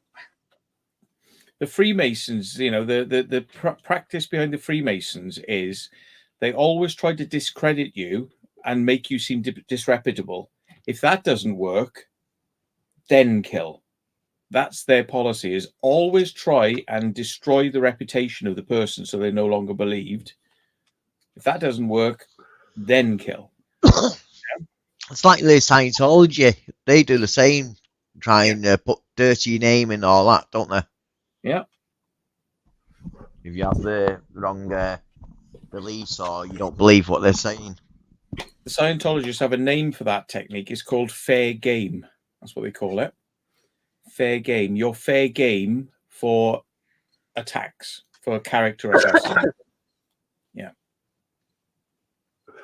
Is that what it's called? Yeah, fair game. Fair game. No? That's what they call it. Yeah. That's what it's referred to inside Scientology. If you cross them, you're fair game, So that means like everything's going to start coming down on you, They'll have private investigators like looking into every single aspect of your life, and then they'll just, if they can't find anything, they'll make something up. Yeah. I know that was a bit of bullshit. Yeah. Just for writing a couple of bloody emails. Doesn't matter how many emails. Yeah. You get put away for that length of time. Really? I know. Yeah. It is a bit harsh, but like you say, they try to show the authority and and scare everyone else. Look what happened to Alex Belfield. You better not try that on, because Alex Belfield could go to jail. Somebody else will take his place. But who's got the balls to do it? Because they're like, well, look what happened to Alex Belfield. This is the way they operate. It's like force. They operate by force. The last person got 5 years, so if I do it, I might get 5 years. So, I'll let someone else do that. You know what I mean? And one of them ones that never gets. Yeah. He was naming a lot of names at the BBC and a lot of things going on behind the scenes, and they did not like it. Nope. And the BBC came after him with legal teams. And it's like, really? Hang on, you seem to have a lot of money here to deal with just like one man who's slagging you off. Wow. You're putting a lot of effort into this. And anyone who thinks judges can't be nobbled in the UK, think again. Yeah. Which Freemasonic freaking lodge do they go to? Aye. We're 15 minutes, so I'm going to call it a night. at midnight. Why did you turn into a pumpkin? No, you do. I know that, but I'm trying to keep it quiet, not let everyone know your secret. That's definitely your yeah. My Well, glass slippers won't fit my feet no more. Yeah. And like Andrew Tate, I mean, they're coming after people these days for saying a man is a man and a woman's a woman. You know, they're coming after people for that. You know what I mean? So this is divide to rule. It's a common technique that's been used over the years. It's like, you know, what you do is you split a society down the middle and you set the two sides apart. Then you get them fighting against each other. And whilst people are all wrapped up in this bollocks, they don't look at the bigger picture. It's like we're being slowly fucked. Yeah. Distraction. What they do, they take away, and unfortunately, I have to say this, but Hitler said this. Unfortunately, he said this, but he was right. He said that if you take away things slowly, drip feed things, you take other things away at the same time, the public don't notice. So by the time anybody notices, it's too late. Yeah, it's like a couple of take everything away, done. Like a couple of years ago when we all got locked down and weren't allowed out. In Manchester, they started closing Deansgate off. That's the main road that runs right through the town centre, basically. And they closed it off for some repairs to a certain area. That's it. They're doing the memorial gardens for the bomb victims, yeah? And when you're seeing them close that road off and then doing that, I said, why have you closed the road off? Oh, we're doing this memorial. I thought, okay. Guaranteed it won't open up again. Then, over the year and I think a year and a half, they started to reduce the roadworks there, but they put a pavement in the way so you can't drive your car down from one end to the other no more. So it's like John's saying, they do a bit by bit, and by the time you go back out and then realise, oh, it's too late, they'll just think it's been like that for a while. Yeah.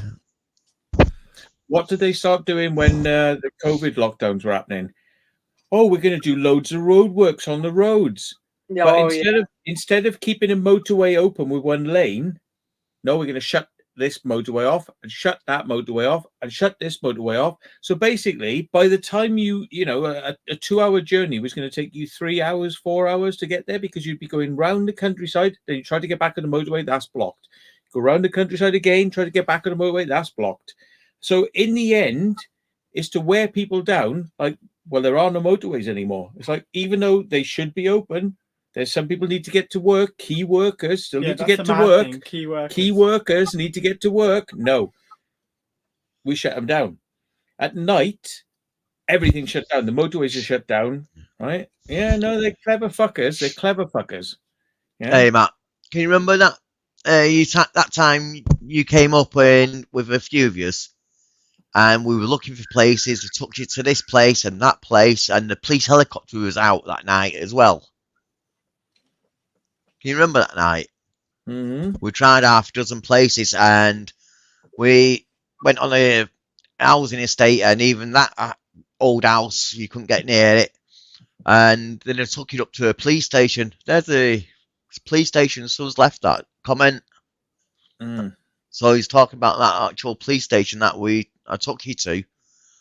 But obviously we couldn't get in. They started renovating it and boarded it all up. But yeah, I know where that one is, and we did go and have a look at that one. I think they're all done now. I think they're flats again now. Yeah. You know, like, remember all the 24-hour McDonald's? COVID came. Yeah, and now they've still got the sign up saying 24-hour McDonald's, but they close at 11 o'clock. As their Tesco, all of the retailers, there's no 24-hour retailers anymore. Oh no, this one is, except for on Saturday night, but the one near me is. Don't travel, don't kill your grandparents. What, you mean like the jab did? Yeah, on right. the Matrix board, yeah, not going across the motorway. if you like COVID, obviously everyone had to stay in. You know what they did with the homeless people, didn't they? They housed them all in hotels. Yeah, I remember that. So they did. That's funny. That is, they can do that, but they can't do anything now.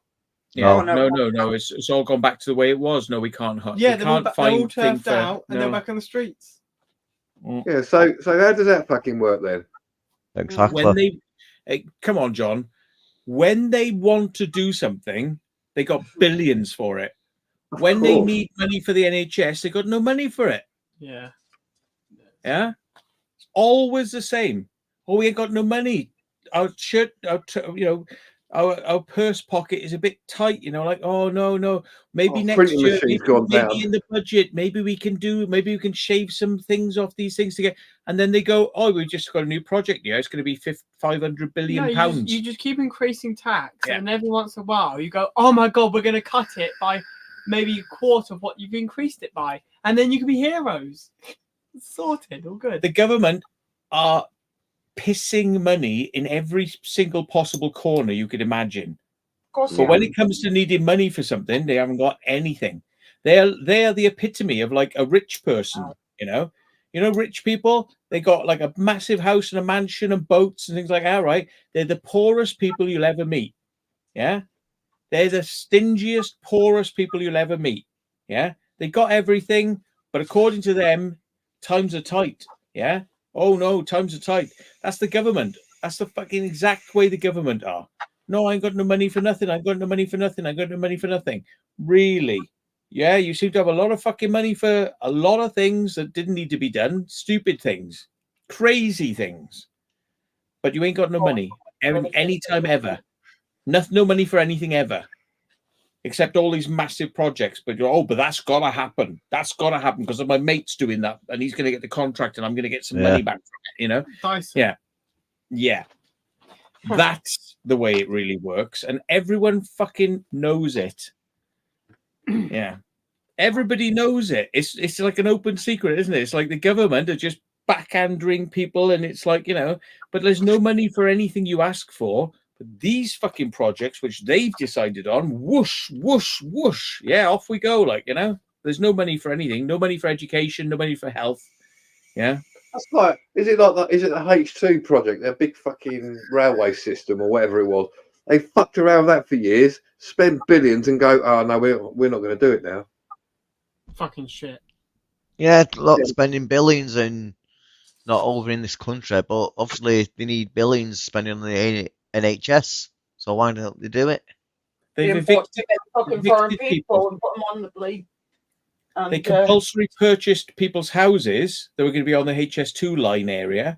They compulsory purchased the houses, and now they're abandoned. So people have been stripping the copper out of them and all this sort of stuff. And people have said, "That's my fucking house. I didn't want to move. You forced me to move. Yeah, I remember. Can I have the house back? Can I buy it back? No. It's in our hands now. See, because they've stolen it, they've grabbed it. They don't want to give it back now. So that's what. Maybe we'll let the immigrants live in these houses. Oh, what? So my £1 million house is going to have some immigrants living in it now, but I had to go and buy a fucking cheap house because you forced me out. That's what they did up here. When they made the motorway a ring road around Manchester, Middleton was like the last part getting done, and they bought a load of houses out of there, from a certain place off a certain road. I can't remember the name. And they're all nice houses and stuff, but only half of them got demolitioned, and the other half got, like you say, wrecked and smashed up. I was a kid, just going in and out like you do as a kid, exploring and stuff like that. And like you say, it was all smashed up and ripped apart and all that. But now some of them houses are being redone, and it would cost a hell of a lot of money for the person who actually bought the place in the end and to do it. But where people didn't want to move out of the house, were forced out of the house, where they were happy to live, and now they've got to start over again themselves. Because it's cheaper, isn't it? It's like they compulsory buy houses, leave it for a few years, People go in, nick all the copper, they just wreck it. Obviously, the power's turned off, electricity's turned off. So then they go, oh, we'll just demo this now. It's much cheaper. Then we'll build shit houses. Yeah. That's what it is. It's cheaper to do that, leave it to ruin, and then knock it down. So true. They're not going to knock a house down which is fairly all right because they've got to do loads of other things with it beforehand. What you cost your car? Yeah. It becomes derelict. There's less paperwork to go with it. The public service. Yeah. I'm just thinking there about the trains. Yeah. Luke was just saying about it now. Yeah. He's just saying about you that. can't travel on trains; they're too expensive. It's public transport, but you can't afford them. It costs if you work out the cost on a normal car, not a good car, not an economical car, a normal car, to travel on any distance anywhere. And let's say you might want to leave your house more than once a week, God forbid. The trains are like. It's crazy. Just go on train line now. It's crazy. It's not even. It's not slightly crazy. It's not. Wow. It's actually like. You can fly cheaper than you can go on a train. Fly. You actually can. Yeah. I think it was research. It was like 85% of the time, it's cheaper to fly from London Heathrow of all places to Glasgow. 85% of the time. Yeah. But don't believe me. Go on Trainline and look. It's actually. And remember, this is when you're booking advance tickets. You have to plan to travel. You can't just leave your house to travel. What's wrong with you? You got to plan everything. You can't be a free person moving around. Decide I want to get on a train right now. Man. Yeah, no, On top of that, trains are expensive, but they're not owned by Britain either. Most of it's owned by Britain anymore. Yeah. And if, just for instance, I'm going to ask all of you because you're all in the chat. If they brought a new train and it was a steam train, would you travel on it? No, like it looking like the old steam trains, but yet, would you go on it to experience it, even though it's new? Of course I would. Yeah, definitely. Yeah, because I was thinking about it. It might not be the efficiency. The most efficiency, but because it's new boilers and stuff, the boilers got better, and you don't need coal to burn it. You've got the electric tracks down below you. You got your power there to heat up your boiler. You got it. And it'll be like a steampunk train of the future. Yeah, that's a pretty cool idea. It is. They could have a nuclear powered train that just never, you'd have to refuel it for 25 years and it runs on steam. They would run on steam because the heat would be, producing steam, But then even if you take away the environmental benefits of, like, let's say it was a diesel train. Remember, you got hundreds of people on this train. It doesn't need to be the most economical train ever because you've got so many people on it. You're then nitpicking by making it. Oh, it needs to be this. It needs to be that. It just needs to be good. It needs to be affordable. And remember, it's public transport. It should be affordable. You should be able to afford to go on it. It's not a privilege.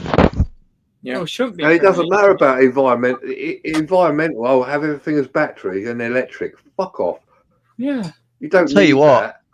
A lot of people are saying yes, they would travel on that train in the chat. Yeah, of course you would. Yeah. The reason they didn't like trains in the past is because coal. Way up. Bloody hell. How do you get in? There's no front door. He smashed the window. Lock the door. He smashed the window. Didn't lock my door. Jesus. What are you doing? I don't know. Hey, look who we got here, look, folks. Oh, we can see his arm. Hello.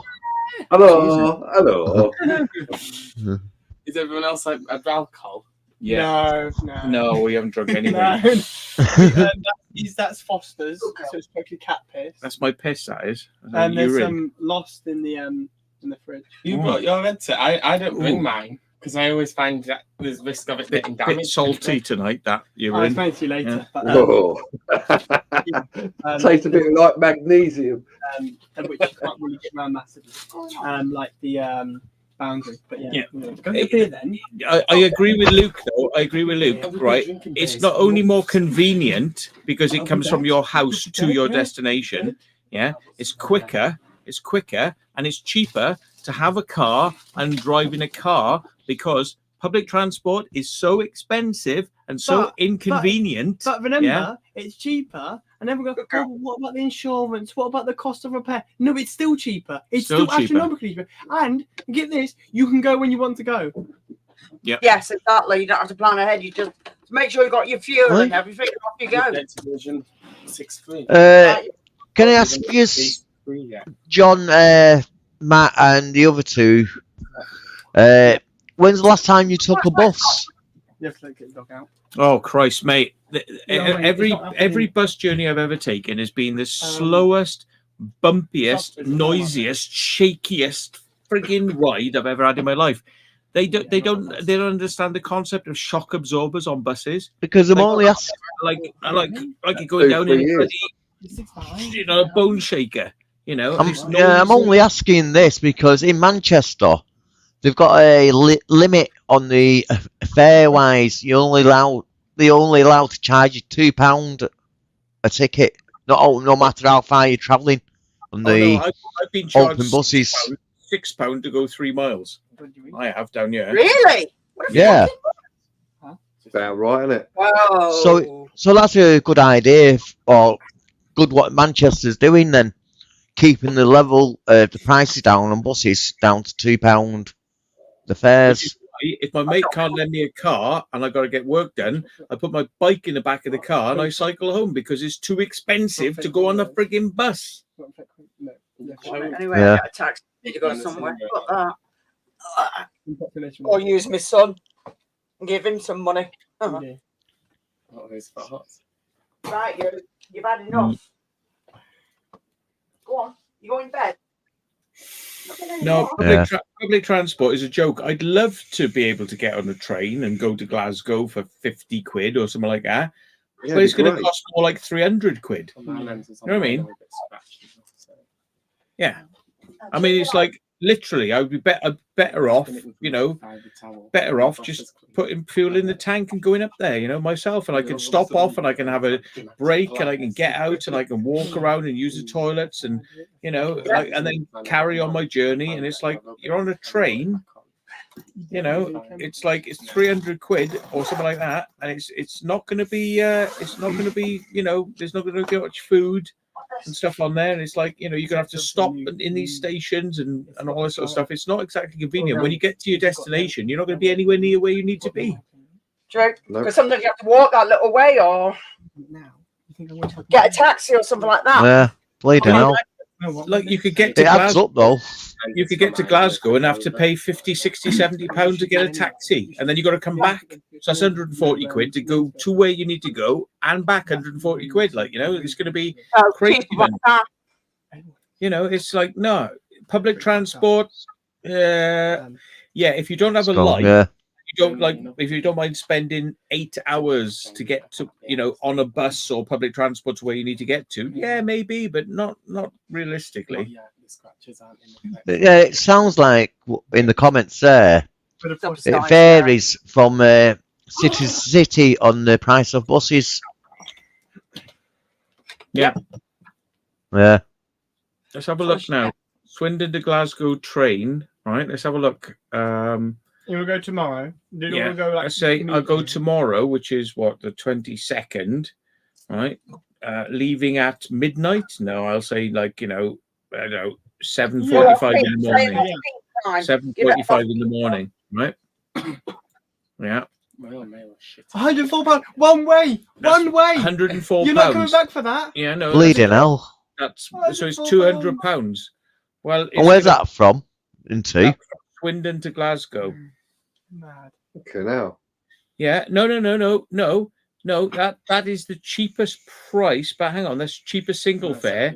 But normal fares are £317, £310, and £218. You know what I mean? It's like, no, it's hundreds and hundreds of pounds. It's like I could not only get to my final destination, with a car.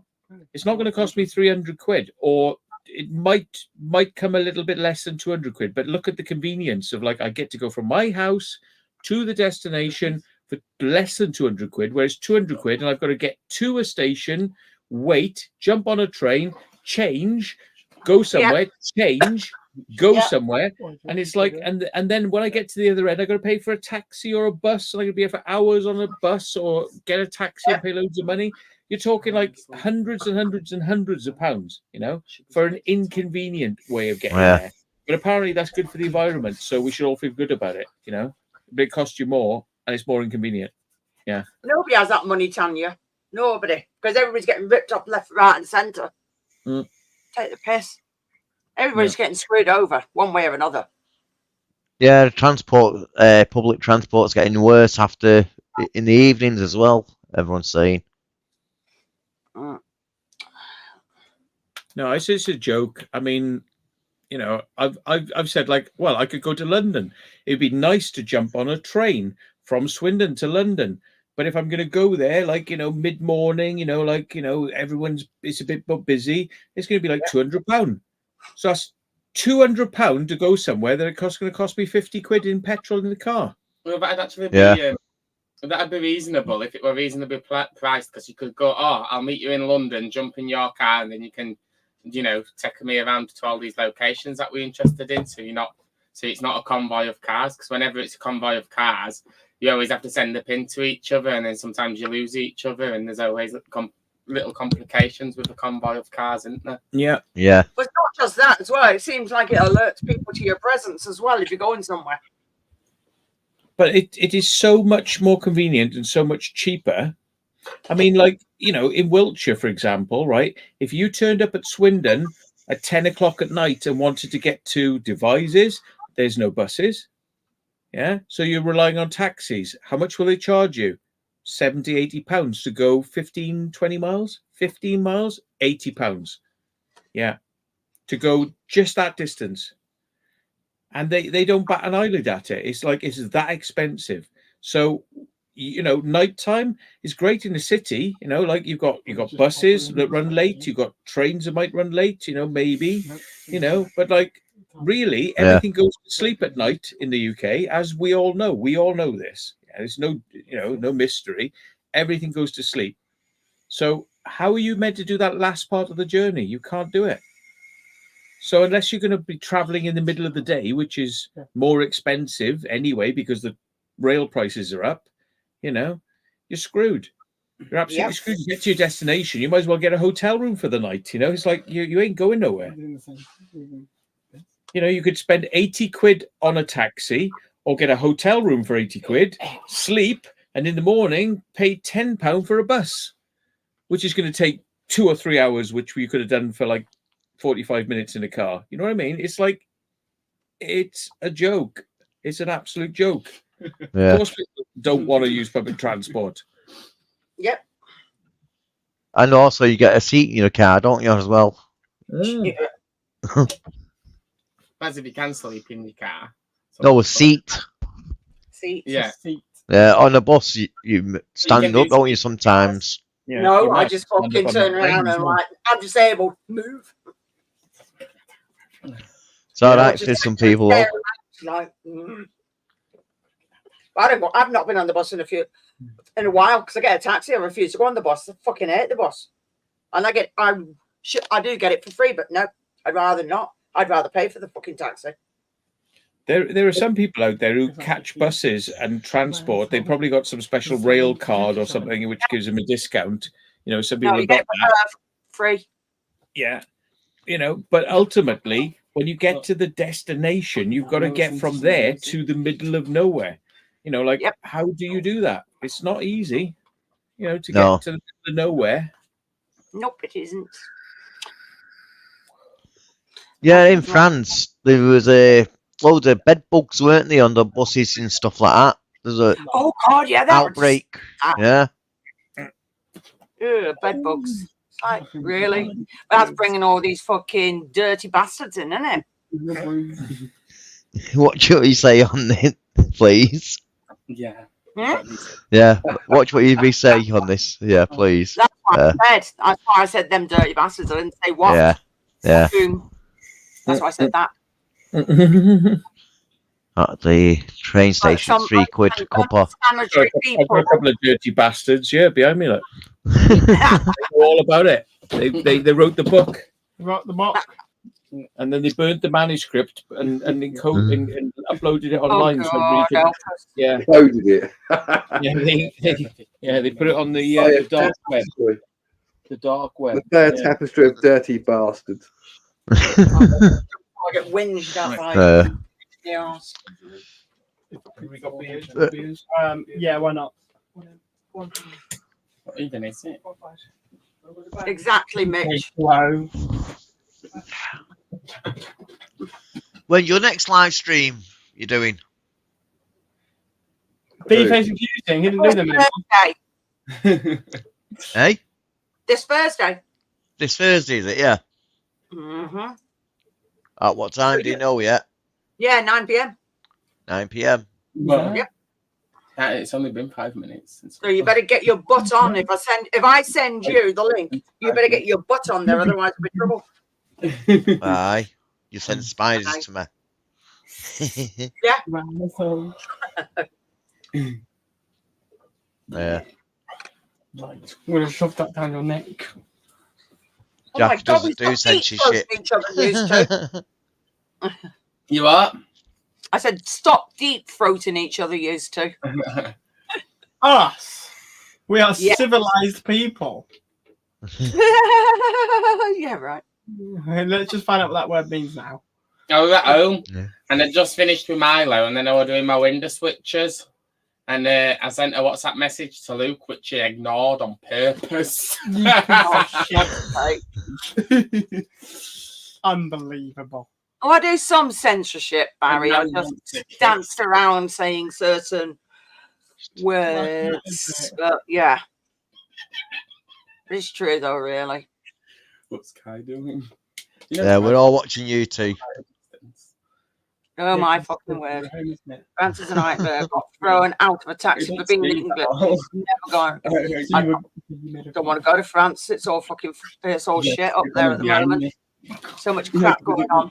Get this car behind me.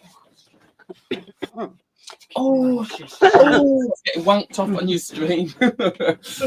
Nothing's happening here. Just it's all civilized. Well, he's things. trying to, but he's squeezing my bollocks instead. I don't know. Just trying to find the light switch. No, he. Oh, like I don't want that car behind me. Car. Have you seen what it looks like in his car when you look in your rearview I bet mirror? he looks fucking incredible. He's like- That fucking car, yeah. But he looks amazing. I think that car suits him so well. So you got anything planned, John? And you don't burn anything. Yes. That's all I'm saying. Yes. So you can't say, but you got something planned. That's pretty cool. Like, go There's some stuff coming up, yeah. split off to the left. Over the next week or so. Yeah, there'll be stuff coming out. But yeah, weekend. That's all I'm saying. They followed me out my past text. Well, you're going out weekend, are you? I will be around at the weekend, yes. I'll be out. I'll tell you what, Will. Yeah, no worries. Secret! Obviously, yeah, you don't say too much on your live stream, of course. But yeah, nothing bad. No, but if you don't want things being out there, you obviously don't say. You just do what you said there. Yeah, definitely happening. Things are going. Yeah. Do you know the thing that flips me out about the UK, right? I mean, again, I don't know if people feel the same way, but it's like they literally think that what they can do is they can screw you to the wall for prices on everything, and you'll pay it no matter how high it is, no matter how high it is, no matter how painful it is, you will pay it. Hang on a second. We shut them two ladies up. I know. Yeah. Right. Yeah, Matt. Like we were saying a couple of weeks ago about these Asda, Morrison's, and the Sainsbury's are all the price signs have gone down. Not the big ones that you see from the main road have gone down, and that's when the price was 35p, £1.35. Now it came back on the Asda one, and it's 1.40. So it's jumped to IP. So all the people that didn't notice the fat price because they thought it's still the same price have been ripped off. Yeah. And what happens? Look at the cinemas, right? They were like, we'll charge them £9 a ticket. No, £11 a ticket. No, £14 a ticket. No, £15 a ticket. Those cinemas have gone bust. They thinking like, oh yeah, but if we charge loads of money, then we get less people, but we'll still be making the same amount of money. No, that is dropping off. Like people won't come. People are not outprice themselves, don't they? Outprice themselves to the point where they don't exist anymore. And that's where we're at with public transport in the UK. They're outpricing it to the point where pretty soon they're not going to exist anymore. So they're going to have to be renationalized. Yeah. The rail is going to have to be renationalized. And so is public transport, because it is going to be unaffordable and uneconomical and it's just going to be out of the ballpark. Yeah. Otherwise, there will be nothing. There will be no buses and no trains. Yeah, it won't exist. Yeah, because they pushed it too far. It's gone beyond all control, and that's what will happen. And the people at the top of these companies will be going, "It doesn't matter. We're making loads of. Oh, I haven't got a job anymore. Oh shit. Yep. Sounds fucking all right. They're that fucking stupid. Yeah, they don't realize. Make it cheap. Everyone will use it. They're like, no, make it expensive. It doesn't matter if not people are using it, because those people who are paying more money will make up the shortfall until they go, oh, now an extra price on it. Nobody's using it. Bang, gone. Yeah. This is the short-sightedness of the way that they work in the UK. Is like we can make them pay anything until nobody can afford anything, and nobody's spending anything. Yeah. And then it's game over, and they go, "Oh, we're really sorry. Oh, we're really sorry. Oh, you can have petrol for nothing. You can. Oh, this can be nothing. Have it, please, please, please come back. Please come back."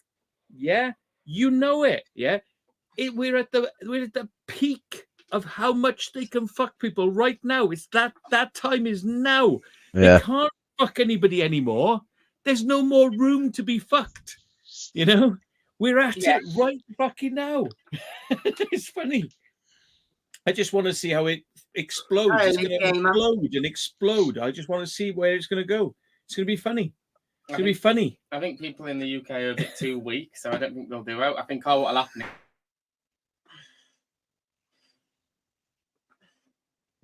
People are going, just put it back down to the. No, they don't ever put it back down. They put it up, and people go up more, and they go, "Oh yeah, what are you gonna do? Oh yeah, you're gonna fuck yourself. That's what you're gonna do." They don't put it down. They put it up, and you're gonna fucking deal with it. You're gonna swallow that pill whether you like it or not. Tell you what, right? What happened to petrol prices during COVID? It went down to £1. Yeah. Why? Nobody was buying it. Yeah. The fact is, you keep on paying for overpriced goods, and when they put them up, you keep paying for them. And then they put them up a bit more, and you still keep paying for them. You're moaning about it, but you're still paying for them. Yes, they put it up even more, and you're crying, but you're still paying for them. They will never, ever, ever reduce the prices until you stop paying. Never. It will go up and up and up. The moment you stop paying, woof, the price comes down. Oh, please have it for nothing. We'll give it to you for nothing, sir. Yeah. Yeah. This is the problem. People keep paying. People keep accepting. People keep agreeing to it. Yeah. I agree. And it's like a constant pressure being turned up until you realize the balloon's popped. Suddenly, whoomp, the pressure comes down, new balloon. Yeah. Yeah. You're being fucked. You're being fucked in this country. We're all being fucked.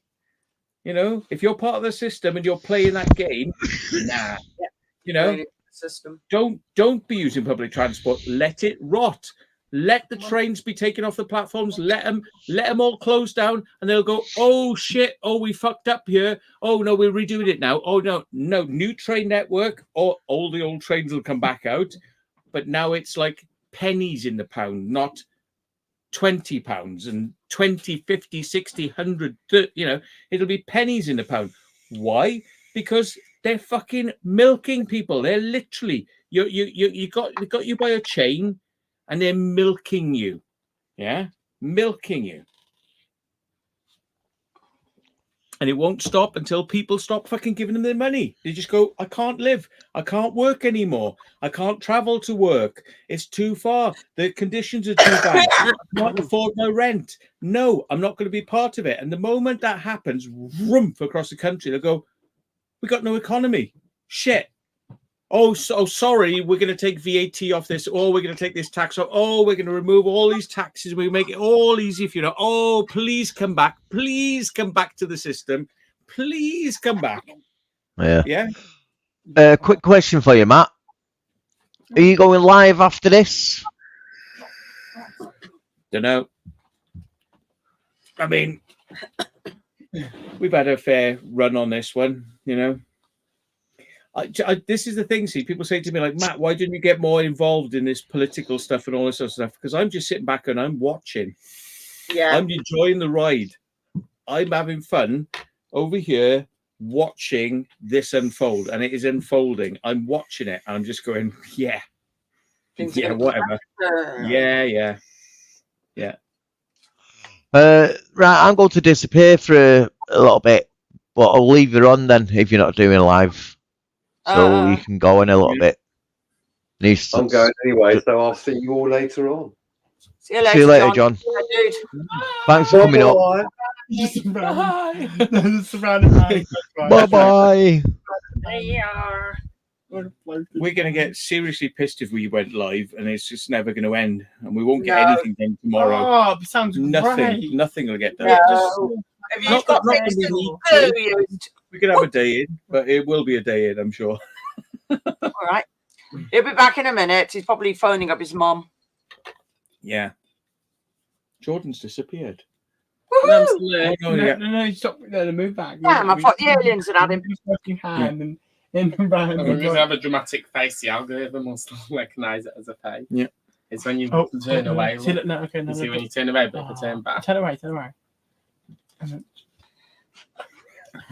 Why is it so funny? Just a random hand, just like Look, it does it with you because it's looking for a face. The algorithm's looking for. It can still see your eyes. It's when it can't see your eyes, it starts to fade it away. Look. And because I'm zoomed, because I'm at further distance, it finds it harder to see my eyes. It's back. I'm having too much fun over there. No, you know, I realise that there's a lot of shit that needs to go really bad before people say enough's enough. You know, in this country, people have to be pushed beyond the pale.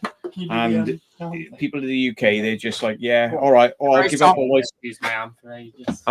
my savings, I'll give up all my retirement pension, I'll give up everything, you know, to just have a normal life. And it's like, but after they've taken everything you've got and you haven't got anything left, they'll still be at the door going, give more. And it's like, but I've got nothing. Doesn't matter. Give more. Yeah. And it's like, yeah, really? Yeah. It's going to come back to bite you on the arse. This is all this greed and, you know, money grabbing is going to come back to bite this country on its arse. Yep. This one looking a long time coming. Yeah. Not enjoyable at all. I wish they just fucking sort their shit out. Yeah.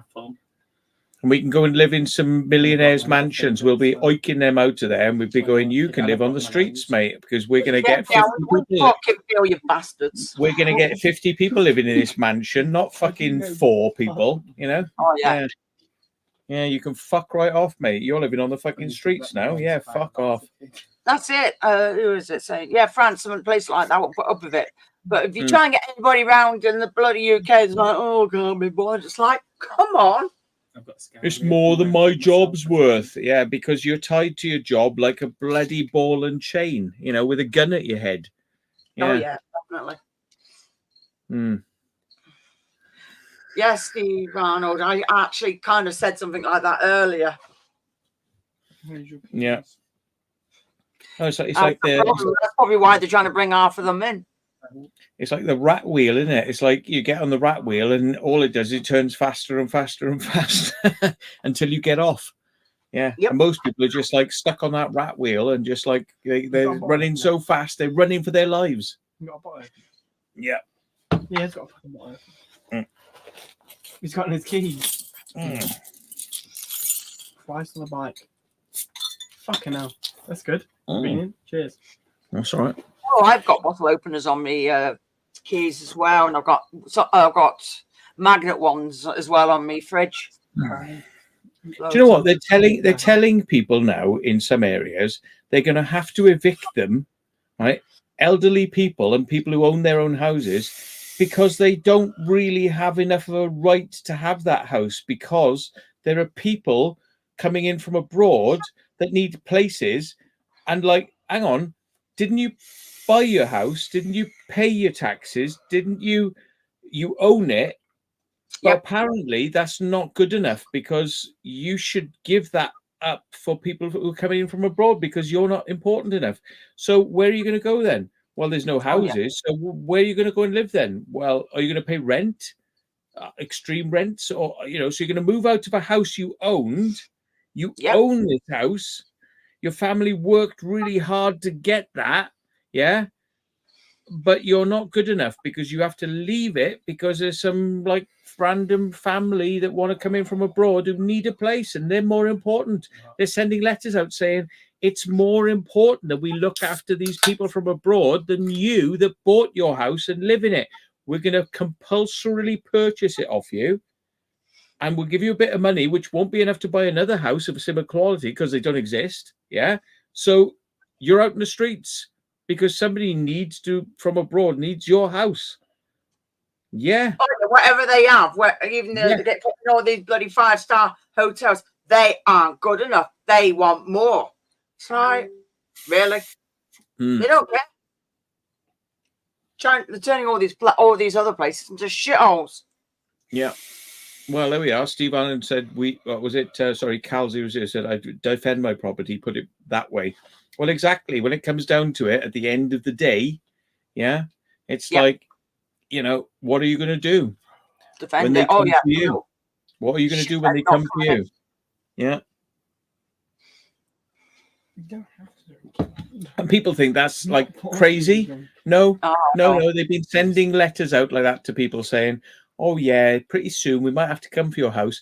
What they're looking for is those that push back and go, you can fuck right off. And the ones that say nothing, boom, they'll go after them because they know they're weak targets. Yeah. Yeah. Oh, they're doing that right now. We're coming for your houses. You got no choice. Out of your house because we need it for somebody else that's better than you.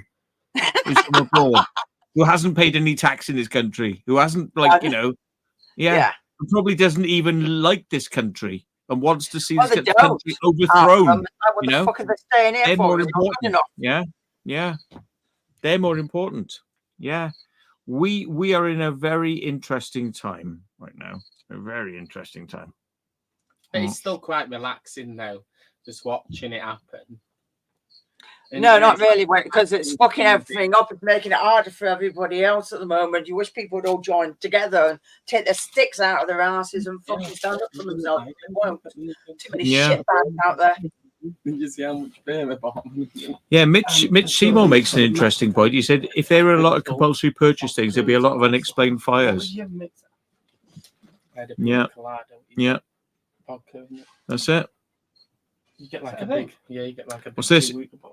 My mum lost her house, her home that my dad left us. We tried to take it to court, but we lost. Then how far them can make sure you lose? Yeah, because they've got all the lawyers and they've got all the expertise and they've got all the money. You've got a house you're living in, which should be cheap because you paid for it by that point. So it's all cheap. It's all yours. So great. Now you can relax because you don't have anything to go. No, they go, no. Who's this person over here? They got a fucking house. Oh, no. Can't have that. Fucking house. Oh, yeah, right. They ain't got no money. Look at them. They're just living in it. They're just living in it, enjoying life. Yeah? No, they got nothing. Matter them people have worked all their fucking lives or anything like that. Them because they won't be able to fight back. Just take it away just like that. No. Yeah. They're not earning. They're living a nice life. They're living cheaply. Oh no! Who the fuck do they think they are? Right, go after them. Yeah, and if you fight back, they'll back off. But if you can't fight back, thank you very much. Thank you very much. Oh yeah. Thank you very much. Yeah, because you can't fight back. Oh yeah. There's loads of councils going after people right now, and banks as well. You know, this is why do banks loan you money? Because if you can't pay for it, they'll bankrupt you and they'll take what you got, including your house. Yeah. Brilliant. You don't own anything, they can't take it though. Yeah. In it. So all you do is you just buy everything and say I'm buying it as a gift on behalf of you of someone. So you'd say to your mate, I'm buying this as a gift for you. Yeah. For me to use. And then you just put asset tags on everything saying blah blah blah, this is the property of blah blah blah. And you just transfer your friends the money and get them to buy everything. Okay. And then we've got no that we can take off you, but go, oh, you're bankrupt, but you don't own anything. No, I just lease it for £1 a month off my mate. That's the way around it. Yeah, we are in very interesting times. You know, you just have to put your brain to work. And like, you know, this country is kind of like let the buyer beware, caveat emptor. You know, let the buyer beware. As in, you know, if you're stupid enough to fucking pay these silly fees, well, good luck to you. And like, if there's a problem and you can't deal with it, well, that's your problem. You entered the contract. Let the buyer beware. If you enter a shitty contract, well, that's your problem. Yeah. So what they're saying is, it's like it's game on. It's time to fleece them. If they don't know they're being fleeced, when they come back and say, I can't afford this anymore, we go, well, I'm just going to evict you now and get somebody else who'll do exactly what you were doing and fleece them. I've just noticed something about the word contract. You could call it a con. Yeah. It's a con. It is. A contract. A con. Yeah, it's in the word. You are signing up to a con most of the time. Mm. Especially if you've got a really bad credit rating, because they'll go, your interest is 40% APR on this credit. Mm. So, you know, they're milking everybody for everything they can. In places like Germany, they've got rules on how much rent can be, you know, and they say, well, look, you can't charge more than this. And it's like, you know, we don't have anything like that. You could be in a 1-bedroom flat, you know, somewhere on the outskirts of London, be paying £2,000 a month. Well, and they're going, well, he's stupid enough to pay it, so we're more than happy to take it. They've got property bans in Germany based on the area that the house is in or the property, and based on how luxurious or how basic the property is. They've got different bans, and within them bans, it states the price of an house is the maximum. The minimum you can charge is whatever you want, and the maximum is, for example, €1,000 for a 2-bedroom in the middle of this village. You know what I mean? If it's outfitted. Go bed. Go on.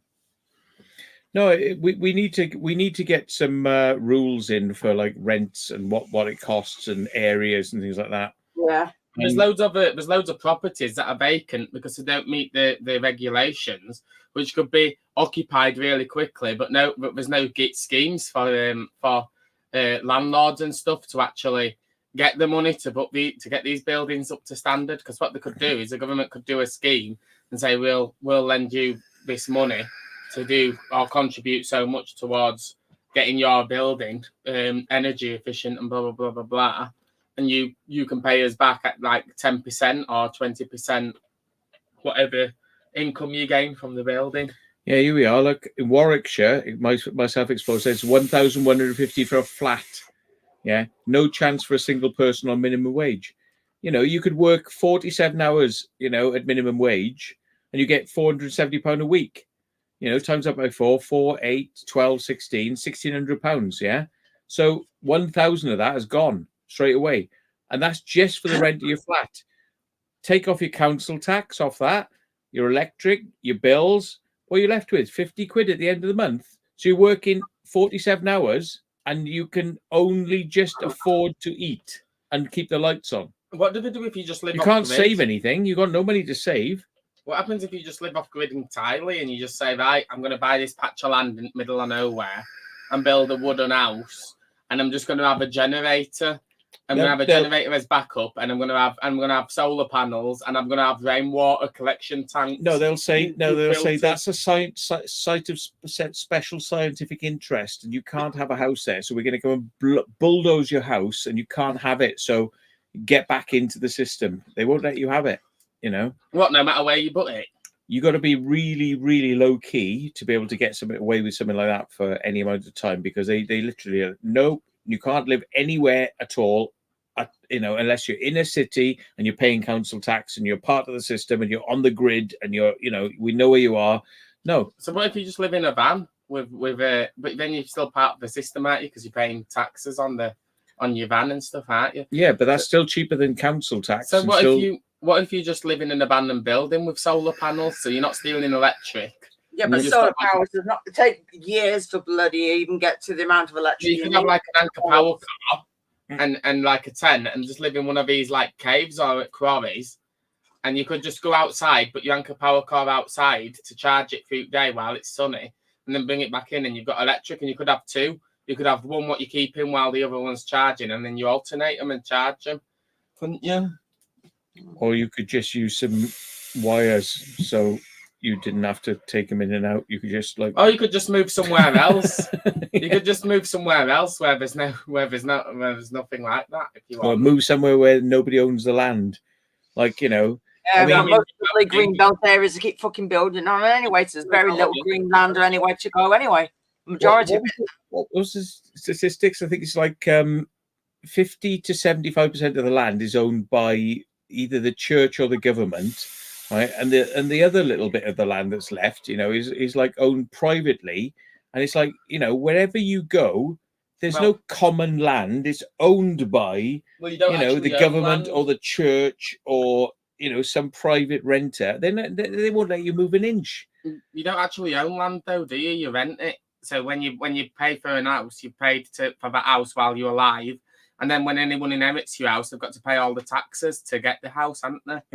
They've got to pay the tax difference for whatever the government deem is worth, and if that person had any debts and blah, blah, blah, blah. Yeah. And then you transfer the ownership by paying the taxes and all the fees that the government charge you when that person dies. In other words, nobody has a right to a little bit of land they can live on. Somebody owns it, and no matter what you do, you're going to be paying somebody at some time. And if you don't pay it, the government just take ownership. They'll just take it all off you and kick you out. The government dead now. Their contract to own the land. There'll be an abandoned building somewhere that could be lived in by somebody, but nobody's allowed to have it because they wouldn't pay us and they wouldn't pay our taxes and fucking let that house be destroyed.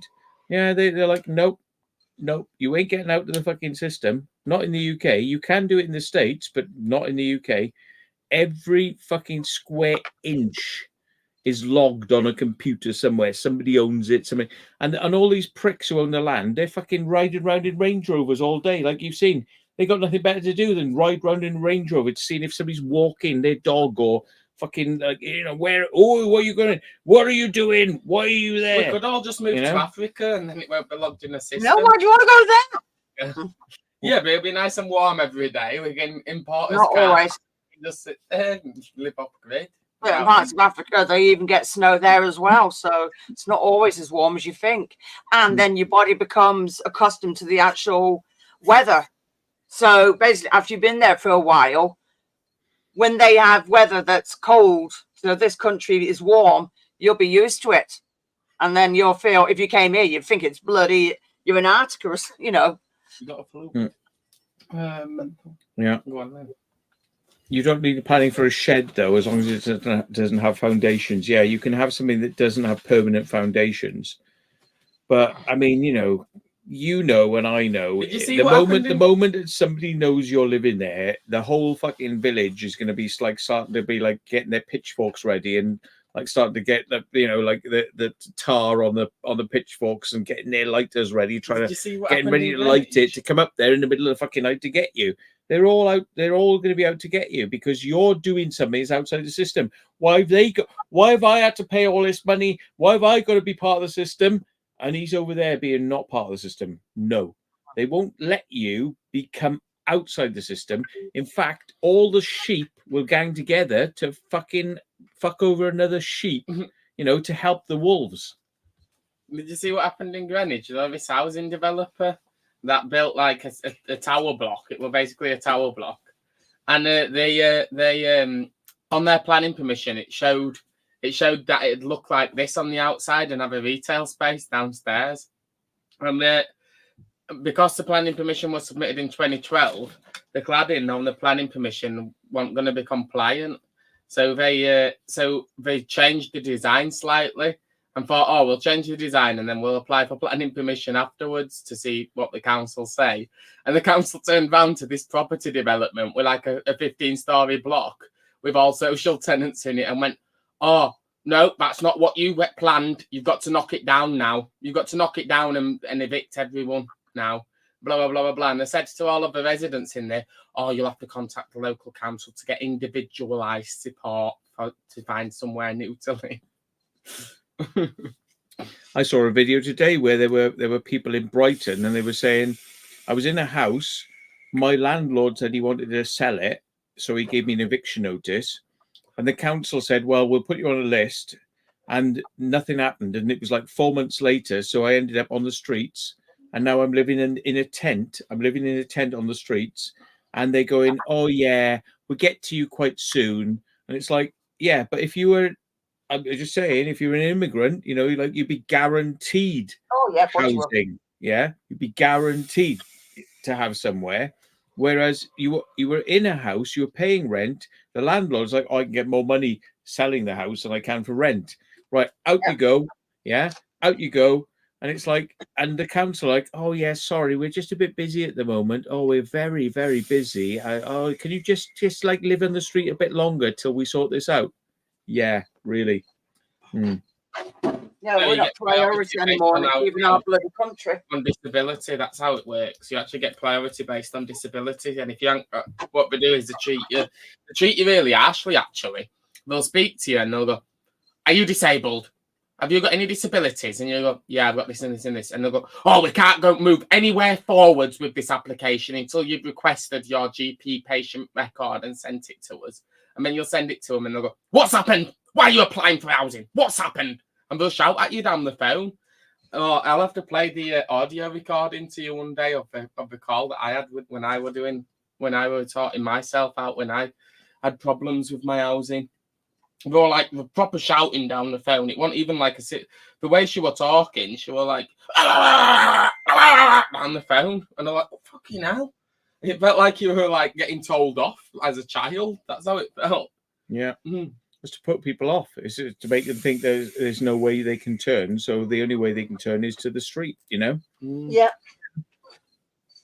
But if you don't live in this country and you're coming from abroad, you've got no worries. Like, you know, you get guaranteed money, mobile phone, tablet, fucking house, everything, you know? But if you live here, fuck you. There you go, here's cash, here's this, here's that. And you're like, what? Yeah.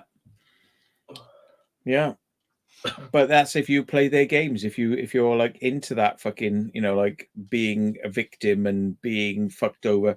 I always said if I got put on the street, I would be breaking into every fucking rich person's house around the place, and you wouldn't catch me. You'd never fucking catch me, and I would steal every fucking shit going. Yeah, to live, just to live. Yeah, and fuck them, because do you know what? It's like, all right then. You want me to turn into one fucking human dynamo of fuck you, right? I will. Well, some homeless people are so desperate that they'll start fights with people and stuff on purpose just to get, but in prison, because in prison it's easier because they get fed and shit rather than being on the streets, don't they? Yeah. So you imagine on a massive scale, if you took like my example and just said, do you know what? There's all these fucking haves and we're all the have-nots. I can see a slight pathway, you know, forward here. It's like, yeah, why don't we sort this situation out? Why don't we sort the haves out so the have-nots can have something? Oh, and then you see, it's like when they push it too far, things are going to happen. And then suddenly they go, oh, we're really sorry now. Oh, we'll readdress all this fucking inequity problem that we've given you. And they'd be like, oh, we're really sorry. Please don't hang us. Like please don't chop our heads off like they did in France. You know, with the French Revolution, yeah, it's going to be like, oh, we're really sorry. Did we? Oh, we didn't mean to fuck you over. Please, can we rethink this one?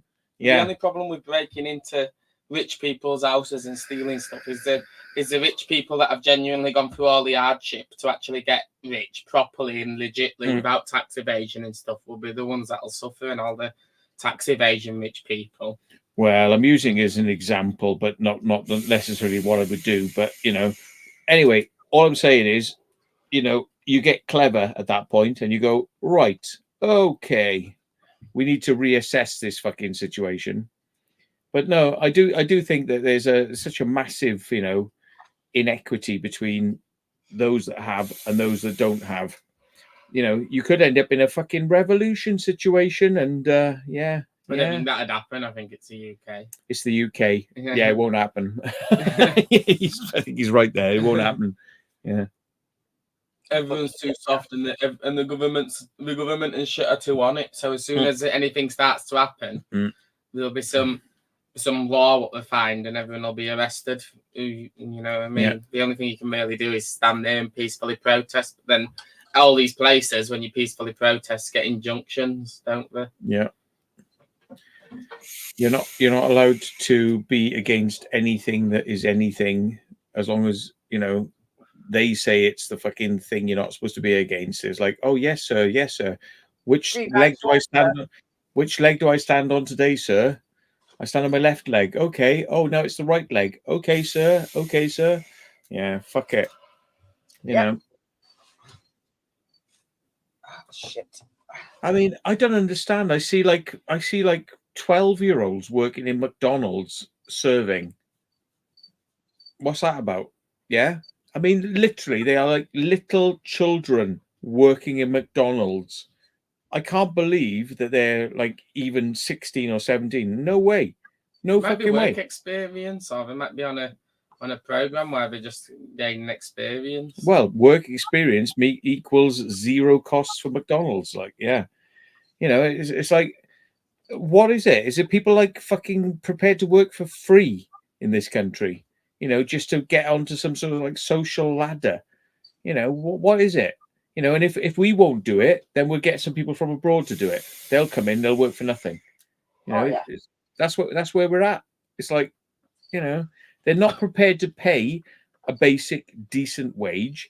Everyone who's renting wants to rape you. The fucking tax system wants to rape you. It's like, you know, what is it? Like, I go to work and I got nothing at the end of it. But do you feel good about it? It's like, the thing is, oh, but I've contributed to the system, so I feel good. No, you don't. You go, I work really fucking hard and everyone hates me and there's no fucking benefits at all.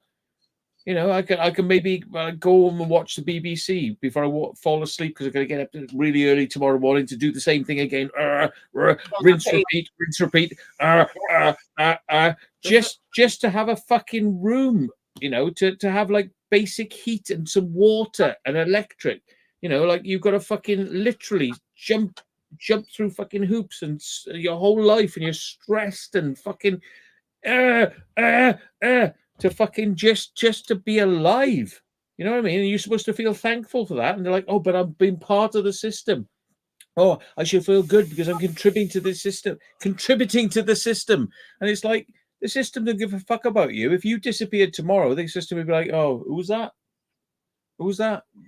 Really? Oh, carry on. Where's the next one? Next.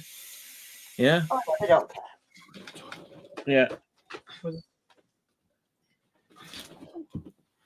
So it's the fucking, what do they call it? The deck. The deck is stacked against you. Yes. Yeah. I'll put that down. Yeah. I like what he did. Actually, I want to go and have a pee. So he can entertain you with it. Make more room for beer. That's what he's doing. Will's talking to his mum, having a marathon talk. And yeah. Matt's making more room for. Oh shit. How are you doing, Jackie? I'm okay, thank you very much. How's your pets? Oh, they're okay. Maybe Hey? All well and all good. Oh, yeah. The bearded dragon, she's put herself to bed now. She's had her food and she's like, fuck you now. I'm going to bed now. Just as bad as the cats, really. But I've just moved this now because one of my snakes, he shed. So just took the shed out. It's a little shit, though, sometimes. That one. Do they ever call out the tanks? Or the terrarium? No, because I've got them locked. It's locked on. This is a new one, and there's a different lock on this one because he's got bigger. Him and the other one are going to get bigger. They are in big enough tanks anyway. The two bigger snakes. The top one, she might need a bigger aquarium or enclosure. Do you have any aquariums? I've got no fish. Simon wants the other half. He wants fish. They're quite complex to take care of depending on what system you go. Salt water is really complex because you've got to make sure the levels and everything's absolutely perfect. And as soon as they go haywire and you don't intervene, you'll find all your fish are dead or getting like ammonia burns and stuff. So you drink behind. Oh yeah, and then you have to have certain fish to filter through everything as well. Yeah, believe it or not, me. How old is it? He's just turned 30. He's got fish, but the cold water, and he's had them for years. And he's very, very specific about them fish. Really is. And I'm just like, right, step away from him. But no, he's actually got them fish for years. Beer over my floor. No, it's actually fruit cider. Beer. Oh, yeah, Copperberg's well nice. Smelling. You just had that upside down. Do not give that. The room smells better now. You could drop as much fucking cider on the floor as you want now. Just smells better now. Yeah. I'm not based on Copperberg.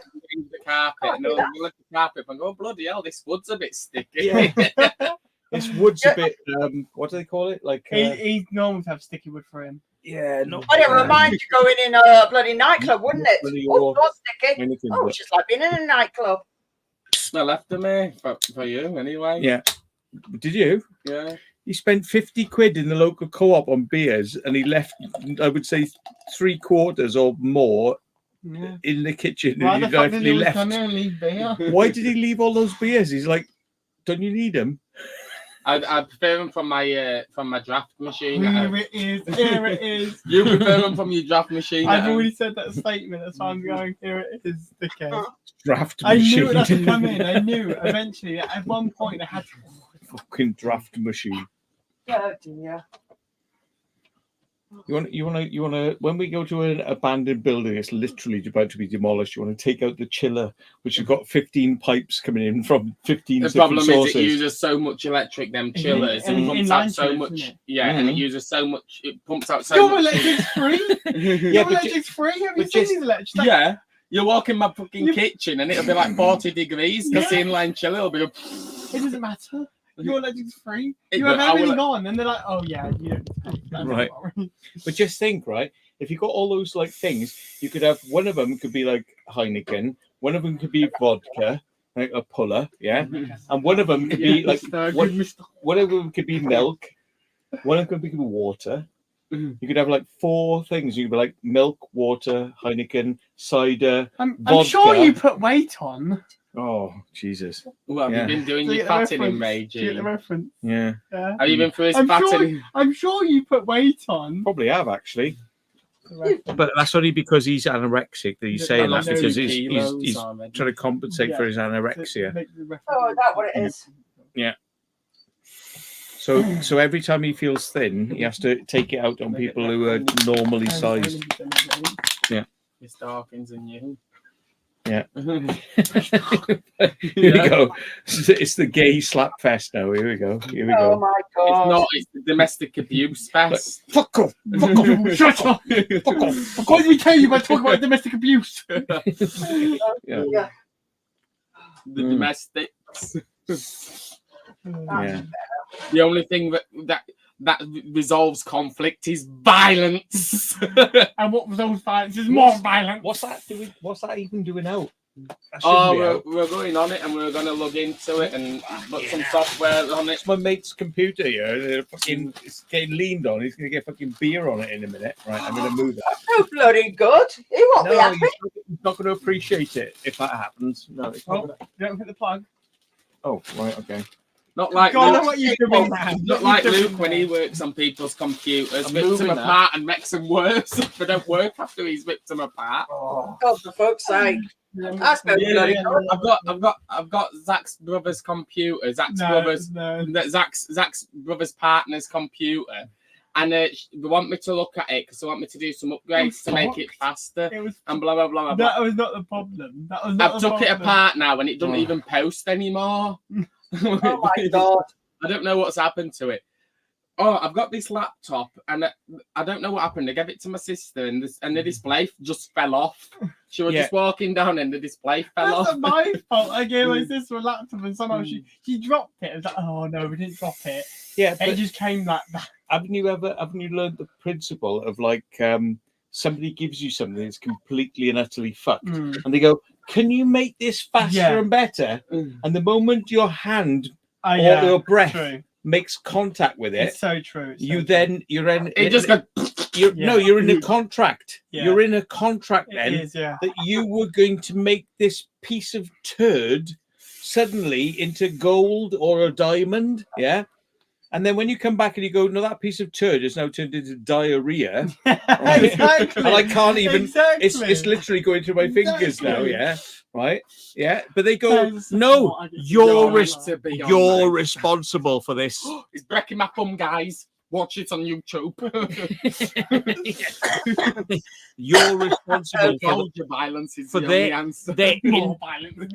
Yeah. And do you know what, as well, right? It's another thing, right? People who buy the cheapest quality fucking laptop, like it was £400, but they couldn't sell them. So it was now down to £280, yeah, and they buy the cheapest one, like Celeron, and it's soldered on the board, and the RAM's soldered on the board, and the SSD soldered on the board. There's no parts that are changeable. It's been dropped. You can see it's been dropped on each corner. It's got fucking dust throughout it. No, and it was at pristine condition. They go to.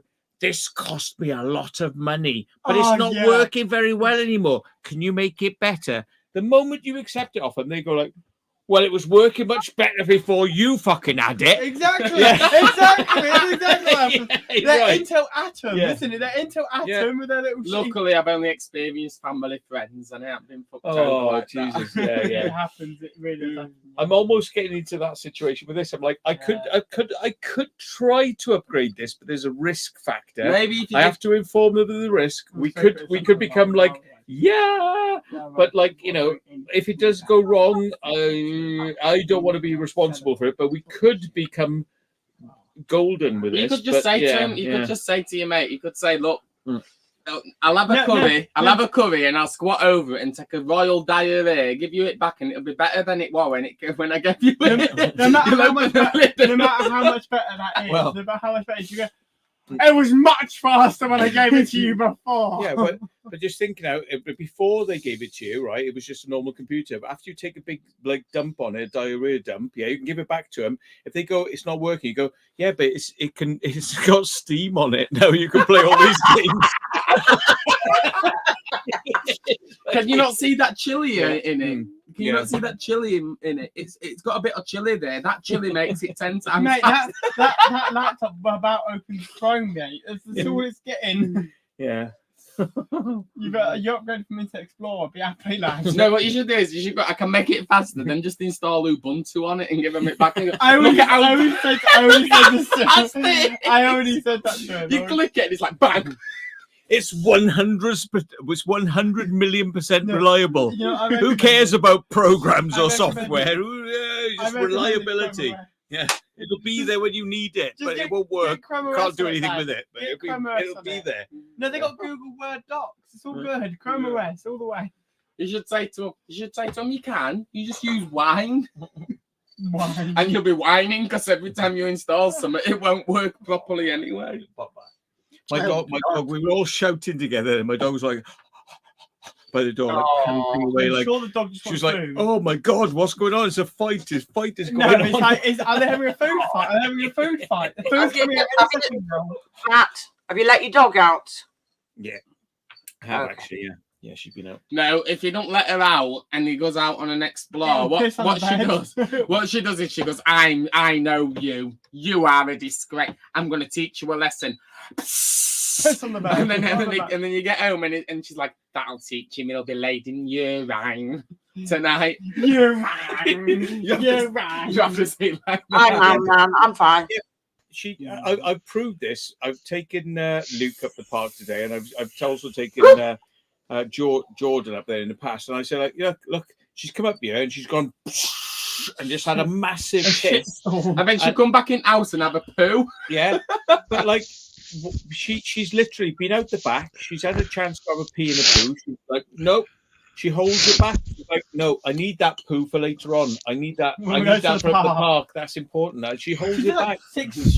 Like six of them, like massive human-sized species. Like, why does she? Every time she has a shit in the back garden, I praise her. I go, good girl. And all that. She's like, yeah, you she can goes, fuck off. You can fuck right off.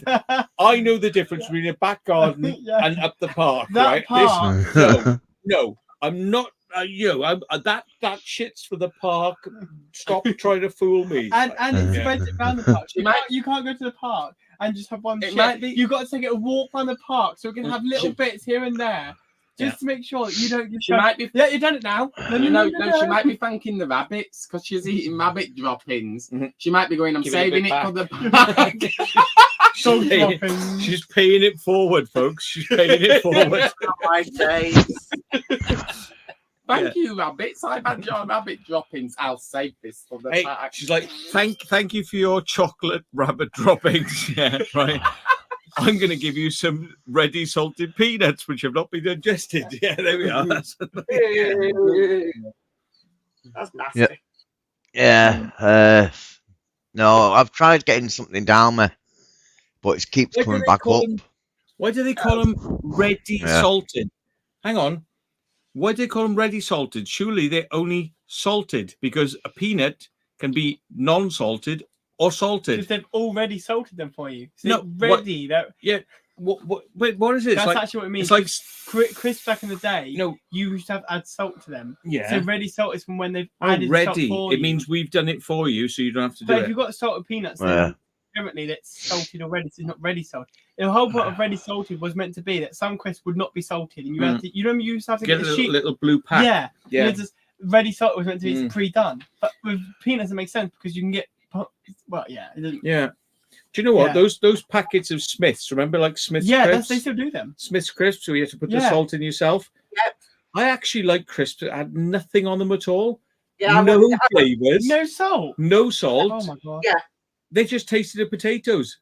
That was fine. Nice. But apparently that's not good. You have to have some sort of flavouring, whether you like it or not. Like some cheese crisps. I prefer the ones with the salt and shake.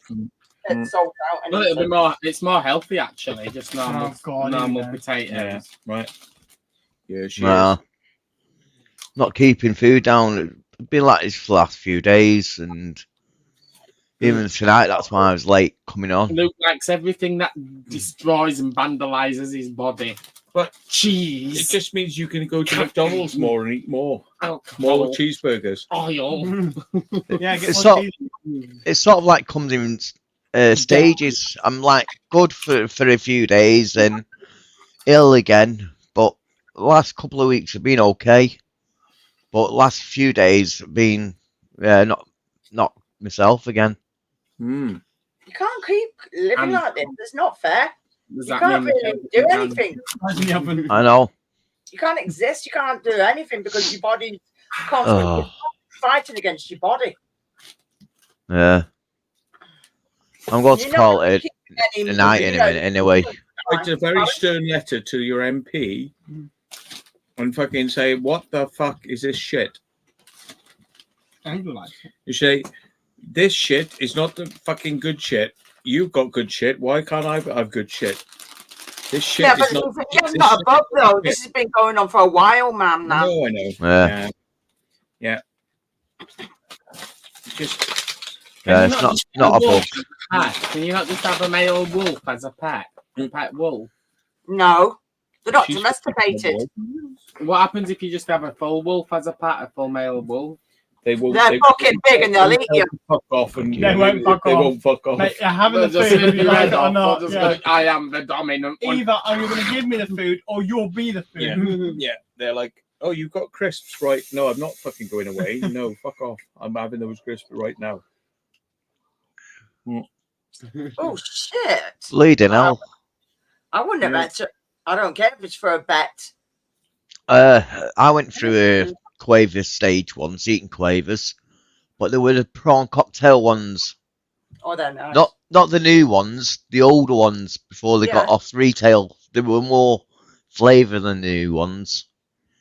And since they brought out the new ones, tasted them and not like the old ones. I don't really eat. There's only certain crisps. I very rarely eat crisps. Certain ones I'll eat, and that's it. Not many I eat now. I've made sure the bathroom light's still banged on in ready for when you come back to my apartment. But you're joking. I thought you were what you need to do. You need to do a bit of a diary and write down all the bad days that you have, and then fucking take it to the doctors and show them. Maybe if you actually have it on writing and stick it in their face and say, right, this is what you're doing now. Tell me this is not right, because that's the only way they'll listen. It's stupid, but you have to do things like that, because they just look at you and like, yeah, he's obviously only having a couple of days. It's massive. You turn around and say, "Oh, it's hardly this." They don't care. You're better off doing it and showing them like a child. Look, I've been sick this day, that day, and that day. I've done it for that day, because that's the only way they understand. Yeah. Yeah.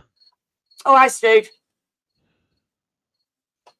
Blood test. Yeah, I had a blood test last week, so I need to phone up probably tomorrow now and find out the results. Yes, get on it. Yeah. Hello, Steve. Welcome in. Not for long though, because definitely document it all. Definitely. Doesn't matter. Steve, are you going live? Just do it. Steve? Are you going live? Because I'm just about to end this. Yeah. Oh, Steve, go live. Right now. Go live. Right now. Right. Now. Steve, go live now. Now. I said now. I want it live now. Make it come green. I want it green. If I'm not talking rainbows and sunshines by the end of tonight, there will be trouble. How the hell, when you know the fucking difference, you're going to be that pissed up, you're not going to notice anyway. It won't be fucking rainbows and everything when you're spewing it down the toilet. You can't stay out.